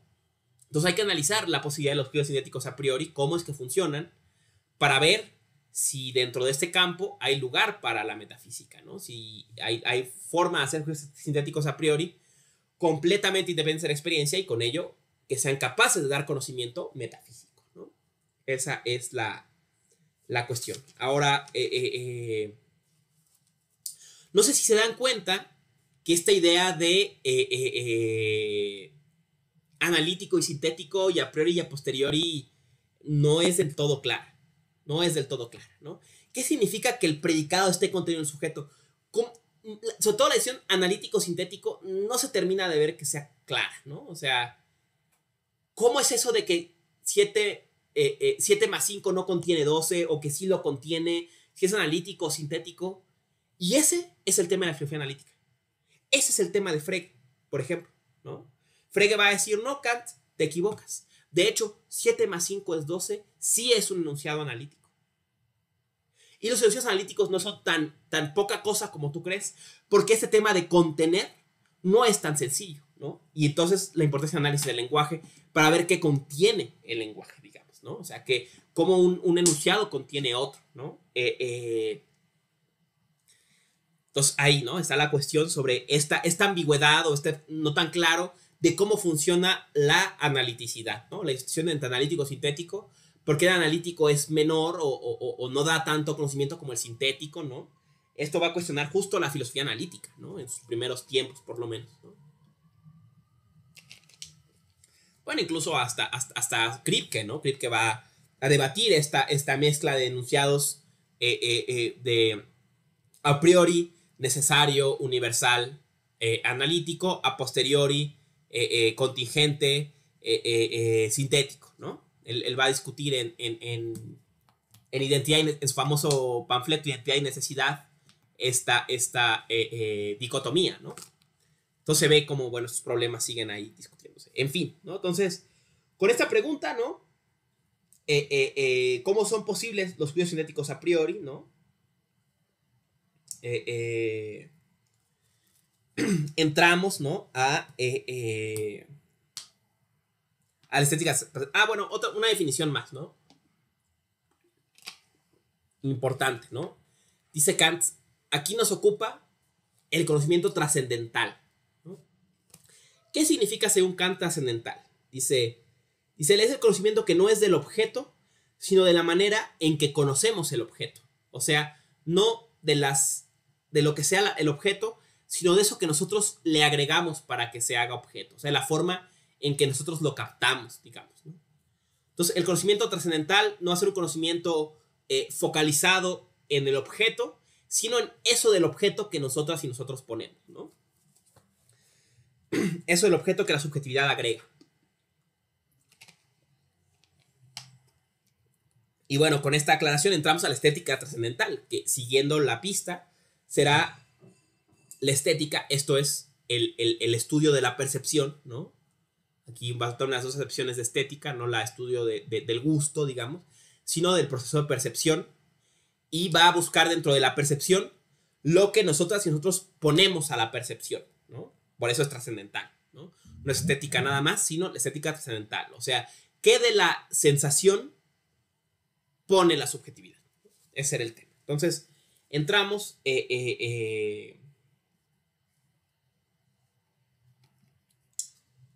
a la estética, ¿no? Déjenme, me adelanto a la estética.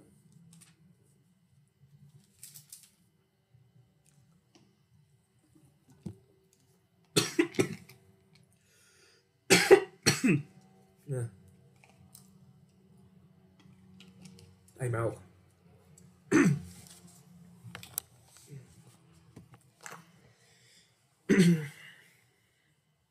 Empezamos con la estética.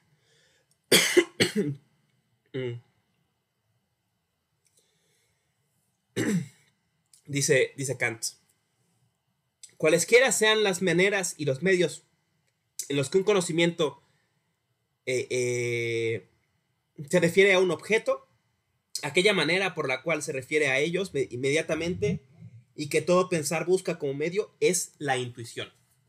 Entonces, aquí está entramos la definición de intuición.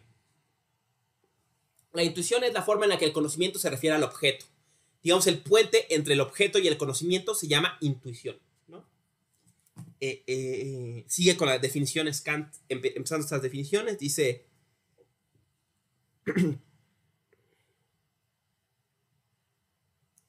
La capacidad de receptividad de recibir representaciones gracias a la manera como somos afectados por objetos se llama sensibilidad. Dice Kant, por medio de la sensibilidad entonces nos son dados objetos y solo ella nos suministra intuiciones. O sea, la sensibilidad nos da intuiciones. El tema de la estética es la sensibilidad, o sea, la forma en la que los objetos nos afectan o que el objeto y el conocimiento se conectan, ¿no? Todo pensar empero debe referirse en último término, sea directamente o por un rodeo por medio de ciertas características indirectas a intuiciones, por tanto, en nuestro caso, a la sensibilidad, porque ningún objeto nos puede ser dado de otra manera. De otra manera, ténganlo presente, es crucial para los pensadores posteriores, porque lo que ellos quieren es esto, ¿no? Que el objeto se nos dé de otra manera, que hay otra forma aparte de la sensibilidad, como se nos dé, que haya otra forma aparte de la intuición sensible, como el objeto se nos dé, ¿no? Dice, el efecto de un objeto sobre la capacidad representativa en la medida en que somos afectados por él es la sensación.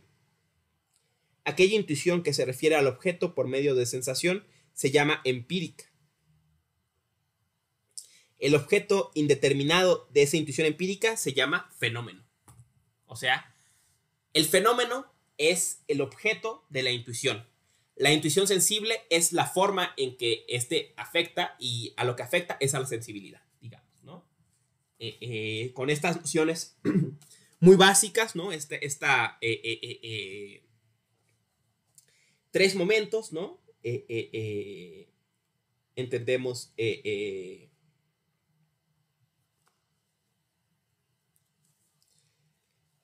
la relación, ¿no? O sea, está el fenómeno, es lo que sea el objeto indeterminado que nos produce las intuiciones, ¿no?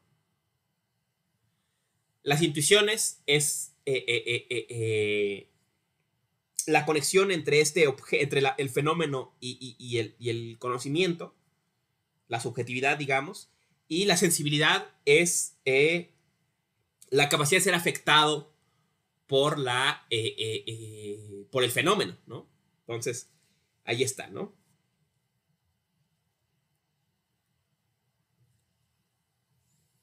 Dice Kant, ¿no?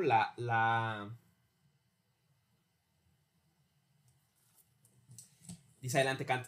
En el fenómeno llamo materia, aquí usando la dicotomía aristotélica, en el fenómeno llamo materia de él a aquello que corresponde a la sensación, pero aquello que hace que lo múltiple del fenómeno pueda ser ordenado en ciertas relaciones lo llamo la forma del fenómeno.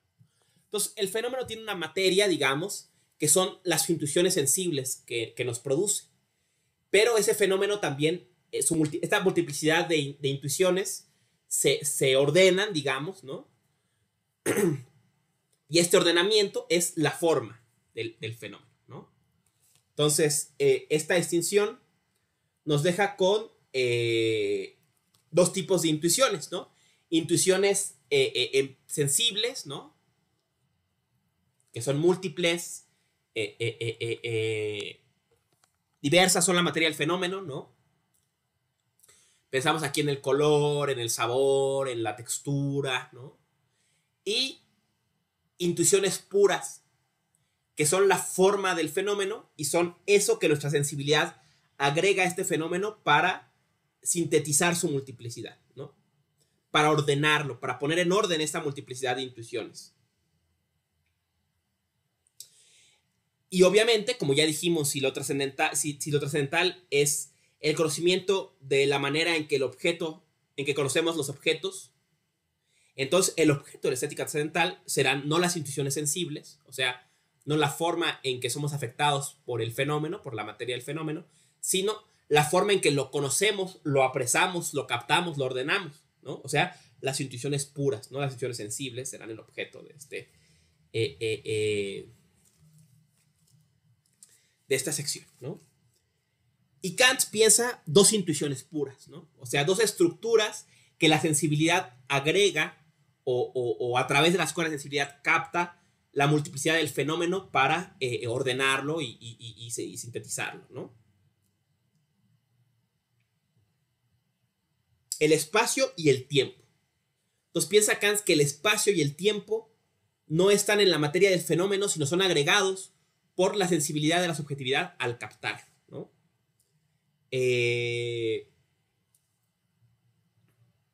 Dice Kant, hay dos sentidos, ¿no? A través de los cuales, ¿no? La subjetividad ordena, ¿no? Las sensaciones, ¿no? Las intuiciones. Y estos sentidos son el sentido externo, que es lo que determina el afuera, ¿no? De las cosas, ¿no? Su estar afuera, ¿no? Dice Kant aquí tal cual, ¿no? Dice, por medio del sentido externo, una propiedad de nuestra mente nos representa objetos como fuera de nosotros, y de estos todos nos los representamos en el espacio.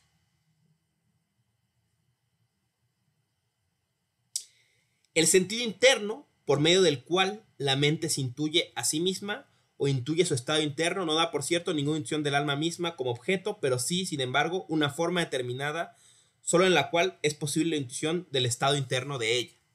Entonces, está por un lado el sentido externo, que es el espacio, que es lo que ordena todo afuera, ¿no? De entrada, la primera relación de sentido externo es espacial, afuera, ¿no? Todo lo que está afuera está en el espacio, ¿no? Y el sentido interno lo que permite es captar el estado dice Kant aquí, el estado de la mente misma, ¿no?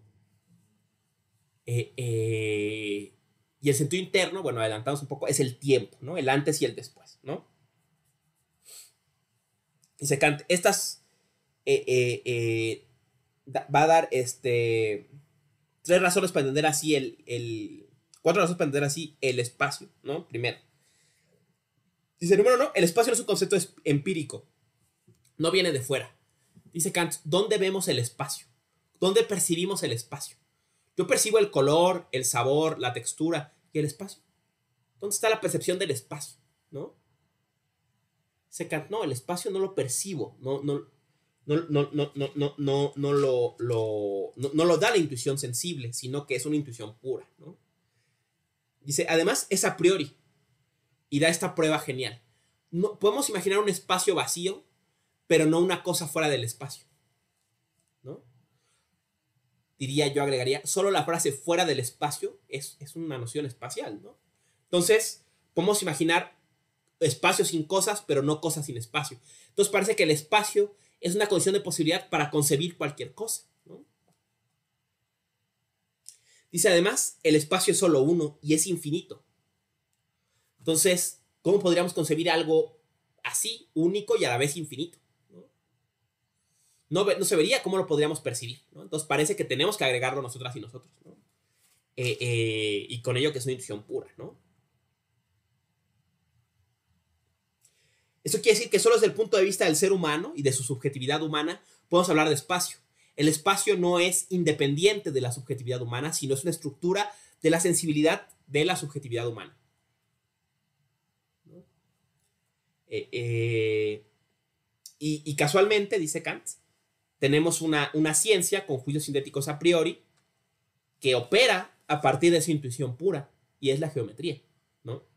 La geometría tiene conocimiento sobre el triángulo mismo sin depender de ningún triángulo particular, ¿no? El teorema de Pitágoras es necesario, es sintético y es a priori. Eso quiere decir que está fundamentado en una intuición que no es sensible, sino que es pura, y a saber, es la intuición de espacio, ¿no? Después viene el sentido interno, ¿no? La otra intuición pura, que es el tiempo, ¿no? Es importante esta distinción, mientras que el espacio es el sentido externo que determina el afuera de las cosas, todas las cosas, ubica todas las cosas a nuestro alrededor afuera, ¿no? Dice Kant, el sentido interno, el tiempo, determina el estado de la mente misma, ¿no? O sea, la conciencia misma está en el tiempo, no en el espacio, ¿no? Kant no va a aceptar que digamos dónde está la subjetividad, pero sí cuándo está, la ubica en el tiempo, ¿no? Veremos esto qué significa. Además, ¿no? Dice Kant, ¿no? A la intuición pura de tiempo está asociada la relación de simultaneidad, ¿no? O sea, espacio es lo mismo que decir la simultaneidad de las cosas. O sea, que hay varias cosas juntas, ¿no? Solo es posible concebir que está la planta, y está la mesa, y está la computadora, y está la botella de agua, y está el libro, y está el cuaderno, y la pluma en el espacio. Solo en el espacio están juntos. Dice, pero el tiempo está asociada a la idea de sucesión, ¿no? O sea, primero está la leche en el refri, la leche en el súper, luego está en el carrito, en el carro de mandado, luego está en el refri, luego está en la despensa, luego está en el refri fresca, luego está en el refri menos fresca y luego está echada a perder, ¿no? Primero está la manzana en el árbol, luego está la manzana verde, luego está la manzana que se cae o que se recoge, luego está la manzana en el frutero, luego está la manzana madura y luego está la manzana podrida, ¿no? O sea, esta sucesión, esta idea misma de sucesión es lo que está, o lo que está detrás de ella es la noción de temporalidad, ¿no? Y dirá Kant, ¿no? igual, ¿no? No hay experiencia de cosas sin tiempo. No puedes conseguir nada no parece el tiempo de un concepto empírico, porque no puedes conseguir nada sin tiempo, ¿no? Como dirá como dijo en su momento Aristóteles, ¿no? ¿Qué había antes del tiempo o después del tiempo? Pues eso, ya antes y después es una noción temporal, ¿no? Entonces parece difícil conseguir algo fuera del tiempo, ¿no? Dice además, el tiempo es uno, igual que el espacio, ¿no? El tiempo es infinito, igual. Entonces no se ve que el tiempo puede estar en la cosa en sí, ¿no? O estar en las cosas. Sino en cambio,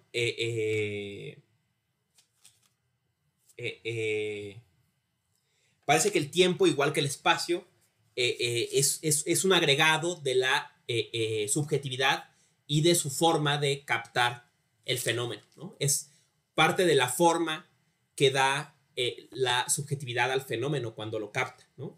Lo ordena en el espacio, o sea, simultáneamente, digamos, ubica la botella acá, el control remoto allá, el libro acá, la mesa allá, y ubica en el tiempo, ¿no? La computadora aquí, luego el libro estaba antes aquí y ahora se va para acá, ¿no? Y la botella estaba llena y ahora ya está bastante vacía, y la pluma ahora se va para allá, ¿no? Y así, ¿no? Lo ordena todo, en el tiempo y en el espacio, ¿no? Ahora esto trae una consecuencia sugerente, ¿no? Quiere decir entonces que más allá de la forma en la que percibimos el mundo, no hay ni tiempo ni espacio. Y Kant va a decir, sí, eso exactamente quiere decir. Eso quiere decir que si una entidad, una subjetividad estuviera constituida de forma distinta a la nuestra y no tuviera la misma forma de captar el fenómeno o de apresar el fenómeno, ordenar el fenómeno, vería las cosas sin tiempo y sin espacio. Y Kant dice, sí, parece que sí, ¿no? Y eso nos lleva, ¿no? al último tema de la clase de hoy, que es este apartado 7, ¿no? Parágrafo 7, explicación, ¿no? Vamos a ver. Les leo este apartado porque me gusta mucho, ¿no? El parágrafo 7, explicación de la estética trascendental. Dice Kant, ¿no? Dice, como esta teoría que le otorga al tiempo realidad empírica, pero le niega la absoluta y trascendental, ha recibido de hombres inteligentes una objeción tan unánime que por ello supongo que debes de presentarse naturalmente en todo lector a quien esta consideración no sean habituales. Y aquí está la duda que todo lector sabio le hizo a Kant en su tiempo y que Kant asume que cualquier persona le va a hacer. Dice pues, las mudanzas son efectivamente reales. Esto lo prueba el cambio de nuestras propias representaciones, aunque se quieran negar todos los fenómenos externos y sus mudanzas. Ahora bien, las mudanzas solo son posibles en el tiempo, por consiguiente, el tiempo es algo efectivamente real. La respuesta, dice Kant, no encierra ninguna dificultad. Concedo todo el argumento. El tiempo es, por ciento, algo efectivamente real. A saber, la forma efectivamente real de la intuición interna.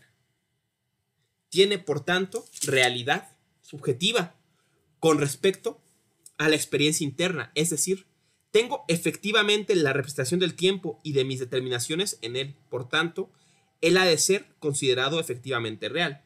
No como objeto, sino como la manera de representación de mí mismo como objeto. Pero si yo mismo u otro ente pudiese intuirme a mí mismo sin esta condición de la sensibilidad, entonces esas mismas determinaciones que ahora nos representamos como mudanza producirán un conocimiento en el que no presentarían la representación de tiempo y por tanto tampoco la de mudanza. Queda por tanto la realidad empírica de él como condición de toda nuestra experiencia, Solo la realidad absoluta no puede serle concedida, según la explicación más arriba. Él no es nada más que la forma de nuestra intuición interna.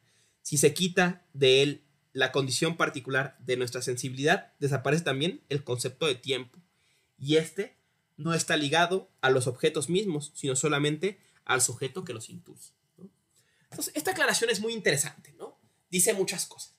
Dice Kant, ¿no? Entonces, pareciera, ¿no? El propio Kant reconoce que es más fácil, el espacio es como algo más abstracto, ¿no? Entonces es más fácil pensar que sí, que el espacio sí es una intuición pura que agrega la subjetividad para ordenar sus percepciones, ¿no? Ya los fenomenólogos dijeron para siglos después, ¿no? Que el espacio siempre empieza desde el punto cero, yo, ¿no? Y está movido en la performatividad, ¿no? Entre lo que nos queda primero cerca, lejos, ¿no? Lo difícil de alcanzar, lo que está a la mano, alcanzable, ¿no? El trabajo que me costará moverse, ¿no? Y imaginan esta espacialidad originaria como un círculo alrededor de la acción del sujeto, ¿no?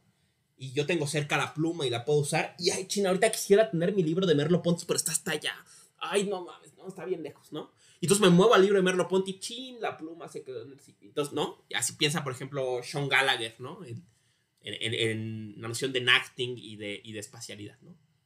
O sea, el punto es que parece más aceptable la idea de que el espacio es un agregado de la conciencia a la idea de que el tiempo lo es, ¿no? Y claro, ¿no? Sin duda a las 2 de la tarde pues, sí parece ser un invento claro de la subjetividad, ¿no? Y en los relojes y todo el rollo, ¿no? Pero la noción parece más primitiva de tiempo es la propia noción de mudanza, de que las cosas son de un modo ahorita y luego son de otro modo, ¿no? Dice, pensemos, por ejemplo, insisto, en la manzana, ¿no? La manzana primero está verde, luego está en su punto, luego está madura y luego está podrida, ¿no? O sea, cambia. Y no solo ella cambia, cambio yo, ¿no? Primero me medio caes bien, luego me gustas, luego me encantas, luego me enamoro de ti, luego te detesto, ¿no? ¿Qué pasó, no? No es esa la prueba de que el tiempo es efectivamente real. La idea de que paso del interés, del vago interés al enamoramiento, al conflicto y al completo desprecio, ¿no? Paso de gustarme algo muchísimo a que más o menos, a que me choca, ¿no? Pasa de no gustarme la mostaza, ahí más o menos, a me encanta, ¿no? A me choca otra vez, ¿no? O sea, estos cambios, ¿no? No son estos cambios primero en los entes y eventualmente en nuestra propia conciencia, prueba de que hay tiempo, ¿no? De que hay esta mudanza, ¿no? Este antes y este después, ¿no? Antes me gustaba y ahora ya no me gusta, ¿no?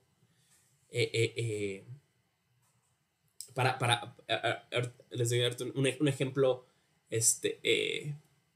un amigo mío tatuador contaba este ejemplo, ¿no? Dice que una vez, él tiene ya entrada edad, así como su servidor, más que yo, pues, aunque eso no es mucho decir, ¿no? Y una ocasión, ¿no? Le llama uno de sus clientes, ¿no? Y le dice, oye, Panchito, fíjate que ¿te acuerdas del tatuaje que me hiciste hace como 5 años? Fíjate que me lo quiero tapar, ¿no? ¿Qué crees que podríamos hacer? Y él le dice, no, sí, pues ahí podemos ver. Le dice, oye, pero si no es indiscreción, ¿no? Oye, pues que no te gustó, ¿qué pasó, no? O sea, ¿por qué te lo quieres tapar, no? ¿No quedó bien o no te gustó cómo quedó? Le dijo, no, quedó muy bien, me gustó, pero es que es de otra etapa de mi vida, ¿no? Ya cambió, ¿no?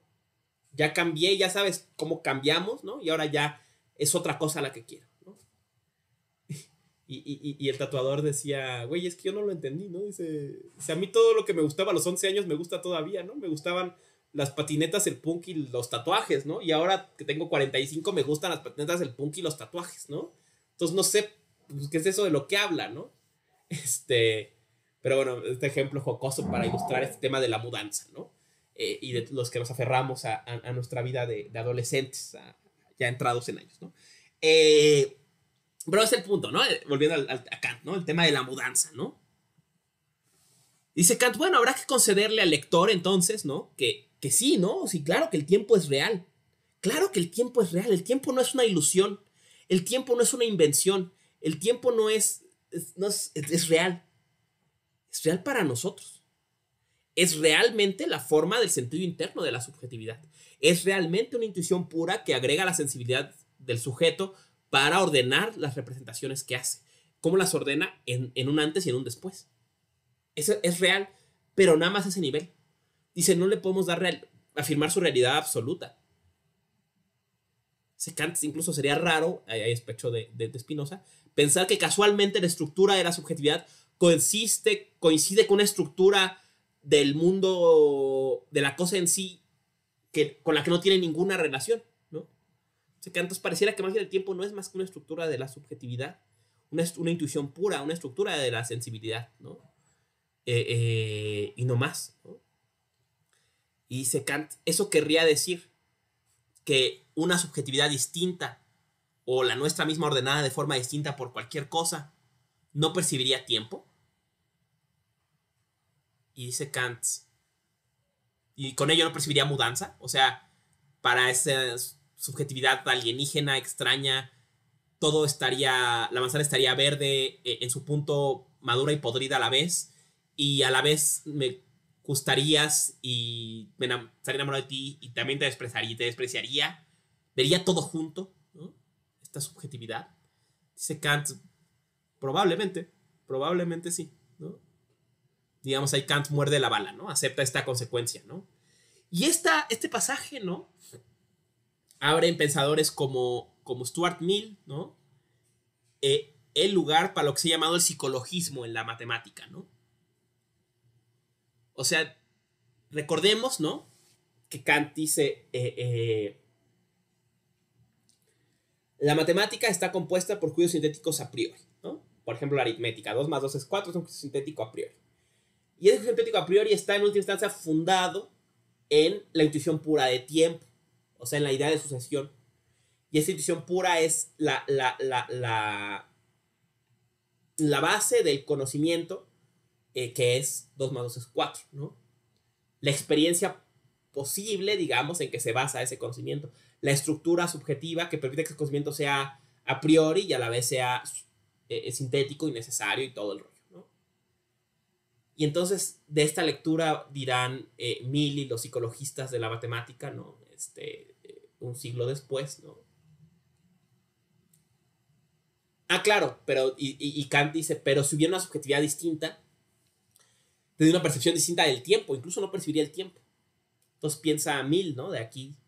Stuart Mill, eso querría decir Kant, que un alien que no tiene el concepto de tiempo, que no tiene la intuición pura de tiempo, perdón, tampoco tendría la idea de sucesión, y entonces tampoco, o la tendría distinta, y entonces para este alien 2 más 2 sería 5, o ni siquiera entendería que 2 más 2 es 4, le parecería una cosa incomprensible, o quizás solamente comprensible en un nivel empírico, ni siquiera 2 más 2 sería de hecho 5, porque su estructura temporal es distinta y con ello su noción de sucesión, y no sé, o de plano no entendería las matemáticas.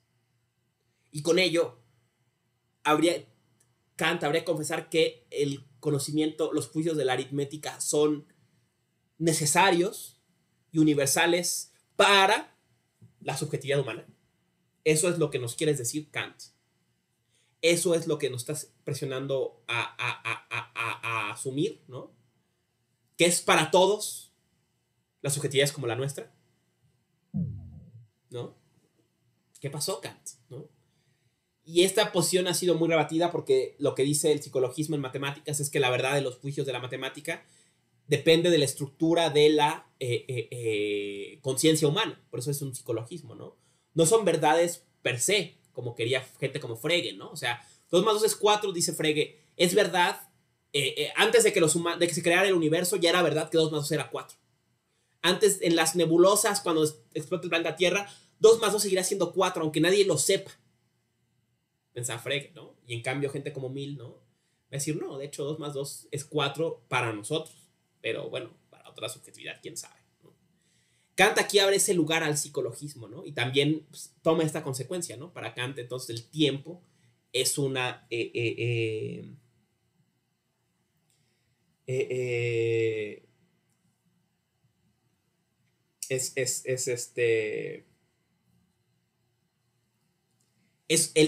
tiempo y el espacio son solamente formas de la intuición de la subjetividad humana, en última instancia.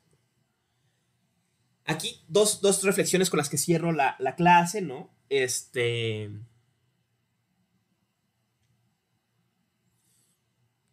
Dos cosas, ¿no? Una reflexión, una pequeña diserción y un último tema para redondear y abrir el campo a la analítica trascendental, ¿no? Dice, siempre he sentido, y hace años presenté en el seminario de estudios kantianos sobre este tema, ¿no? De mi queridísima colega y amiga, que por cumpleaños hoy casualmente, Sofía, ¿no? El seminario permanente de estudios kantianos, ¿no? De la facultad, que tiene su canal de YouTube también, y bueno, trabajan ahí muy bien. Ella es especialista en textos precríticos, ¿no? Pero bueno, discutía yo ahí en ese evento, ¿no? Aunque no les hice mucha gracia por mis temas raros, ¿no? Pero para qué me invitan entonces, ¿no? Yo siento que aquí Kant toca con un muro que es muy propio del pensamiento alemán, ¿no? Hay en el pensamiento alemán un deseo de pensar todo, de hacer planteamientos, digamos, sobre la estructura de la subjetividad. Y terminan reconociendo que están pensando la subjetividad humana nada más, ¿no? O sea, que aspiran a lo absoluto, digamos, y terminan conformándose con lo singular, ¿no? Con lo universal, y terminan conformándose con lo universal, ¿no? Con lo singular, perdón, ¿no? Es la subjetividad humana como la conocemos nada más, ¿no? O sea, ¿saben? Este choque, ¿no? De estas afirmaciones tan grandes que hace Kant y decir, bueno, tal vez no son tan grandes, ¿no? Yo sentía, por ejemplo, que a Marx le pasa lo mismo, ¿no? Marx explica la estructura del capitalismo. ¿Cómo lo reconoce en Inglaterra en el siglo XIX? ¿No? O sea, con la famosa relación con Vera Sachuli y demás, ¿no? La estructura de la economía capitalista que existió en Inglaterra, ¿no? O sea, está como reconocer que este pensar de lo universal termina teniendo un alcance muy singular, ¿no? Muy particular. Y en cambio, ¿no? Yo mencionaba cómo en pensadores franceses, ¿no? Hablaba de Lise Reclus y obviamente de Foucault, ¿no? Encontramos lo contrario, ¿no? Un deseo en Benjamin, ¿no? Que ya sé que no es francés, de pensar lo particular, ¿no? Pensemos los pasajes de París. Pensemos la imagen de la prostituta, la imagen del coleccionista. Y en esto tal vez está todo. En esto pequeño Genka y Panta, ¿no? O sea, en esto pequeño, en este caso particular, hay un índice de todo, tal vez, ¿no? O sea, contrarios que quieren pensar todo lo universal y terminan con lo particular. Foucault quiere pensar la estructura de las prisiones en Francia en el siglo XX y su historia, y del siglo XV al siglo XX, intenta y descubre el poder, ¿no? O sea, no saben a lo que voy, ¿no? Heidegger en su momento, ¿no? Pensemos esta jarra, no la jarra. Esta jarra que está en la mesa, ¿qué es esta jarra, no? Y en la jarra está todo, ¿no? O sea, estas dos tendencias, ¿no? En la filosofía, pensar lo universal y encontrarse con lo particular, y de lo particular encontrar lo general, ¿no? Primera reflexión. Segunda, ¿no?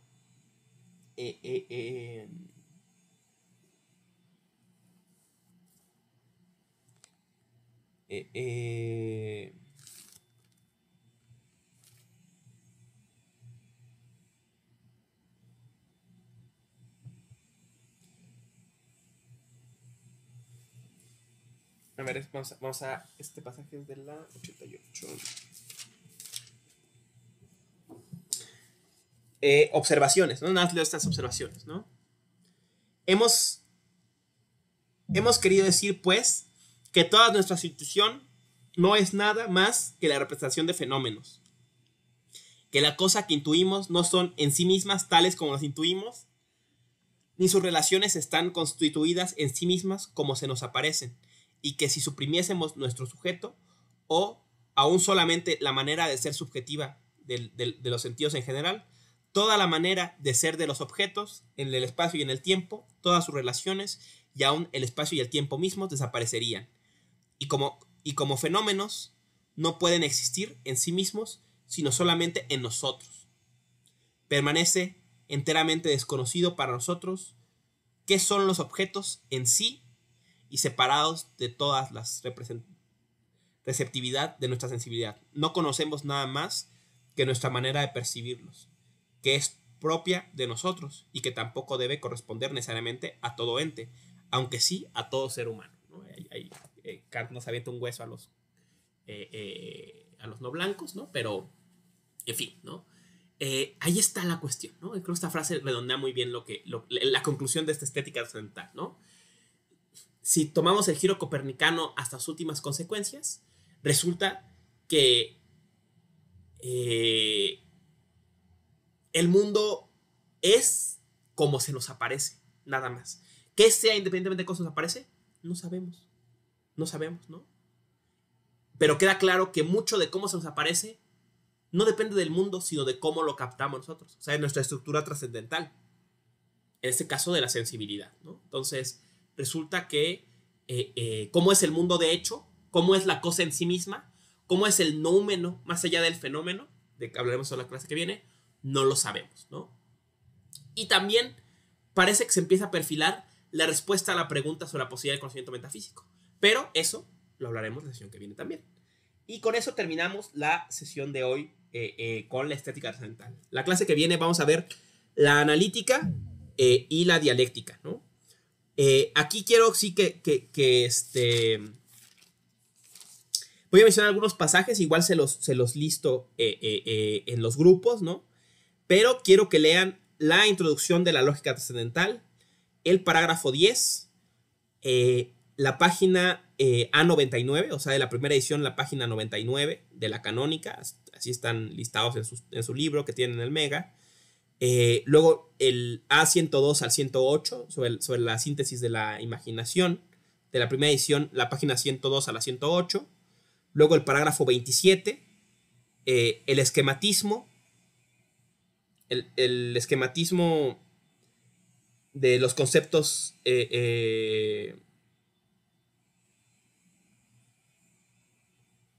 bueno, el esquematismo de los conceptos, ¿no? Que está igual en la analítica, ¿no? Luego el pasaje de la distinción noumeno, el apartado que es la selección del noumeno y fenómeno, las primeras 2 o 3 páginas. Luego quiero que en el A252 a A253.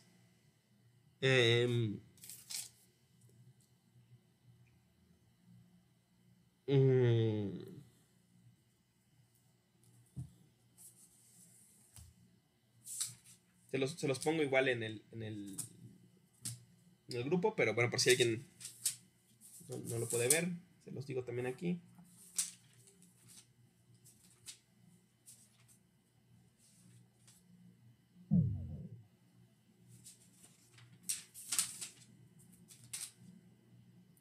Ok, ya está. Luego quiero que lean la introducción de la dialéctica trascendental y el ideal de la razón, ¿no? Con esos nos conformamos, ¿no? Voy a hablar de los paralogismos y las antinomias, pero vamos a entrar al ideal de la razón, ¿no? Y ya, ¿no? Con eso dejo hasta aquí la sesión de Kant. Ahorita me quedo un rato más en el chat si alguien tiene preguntas.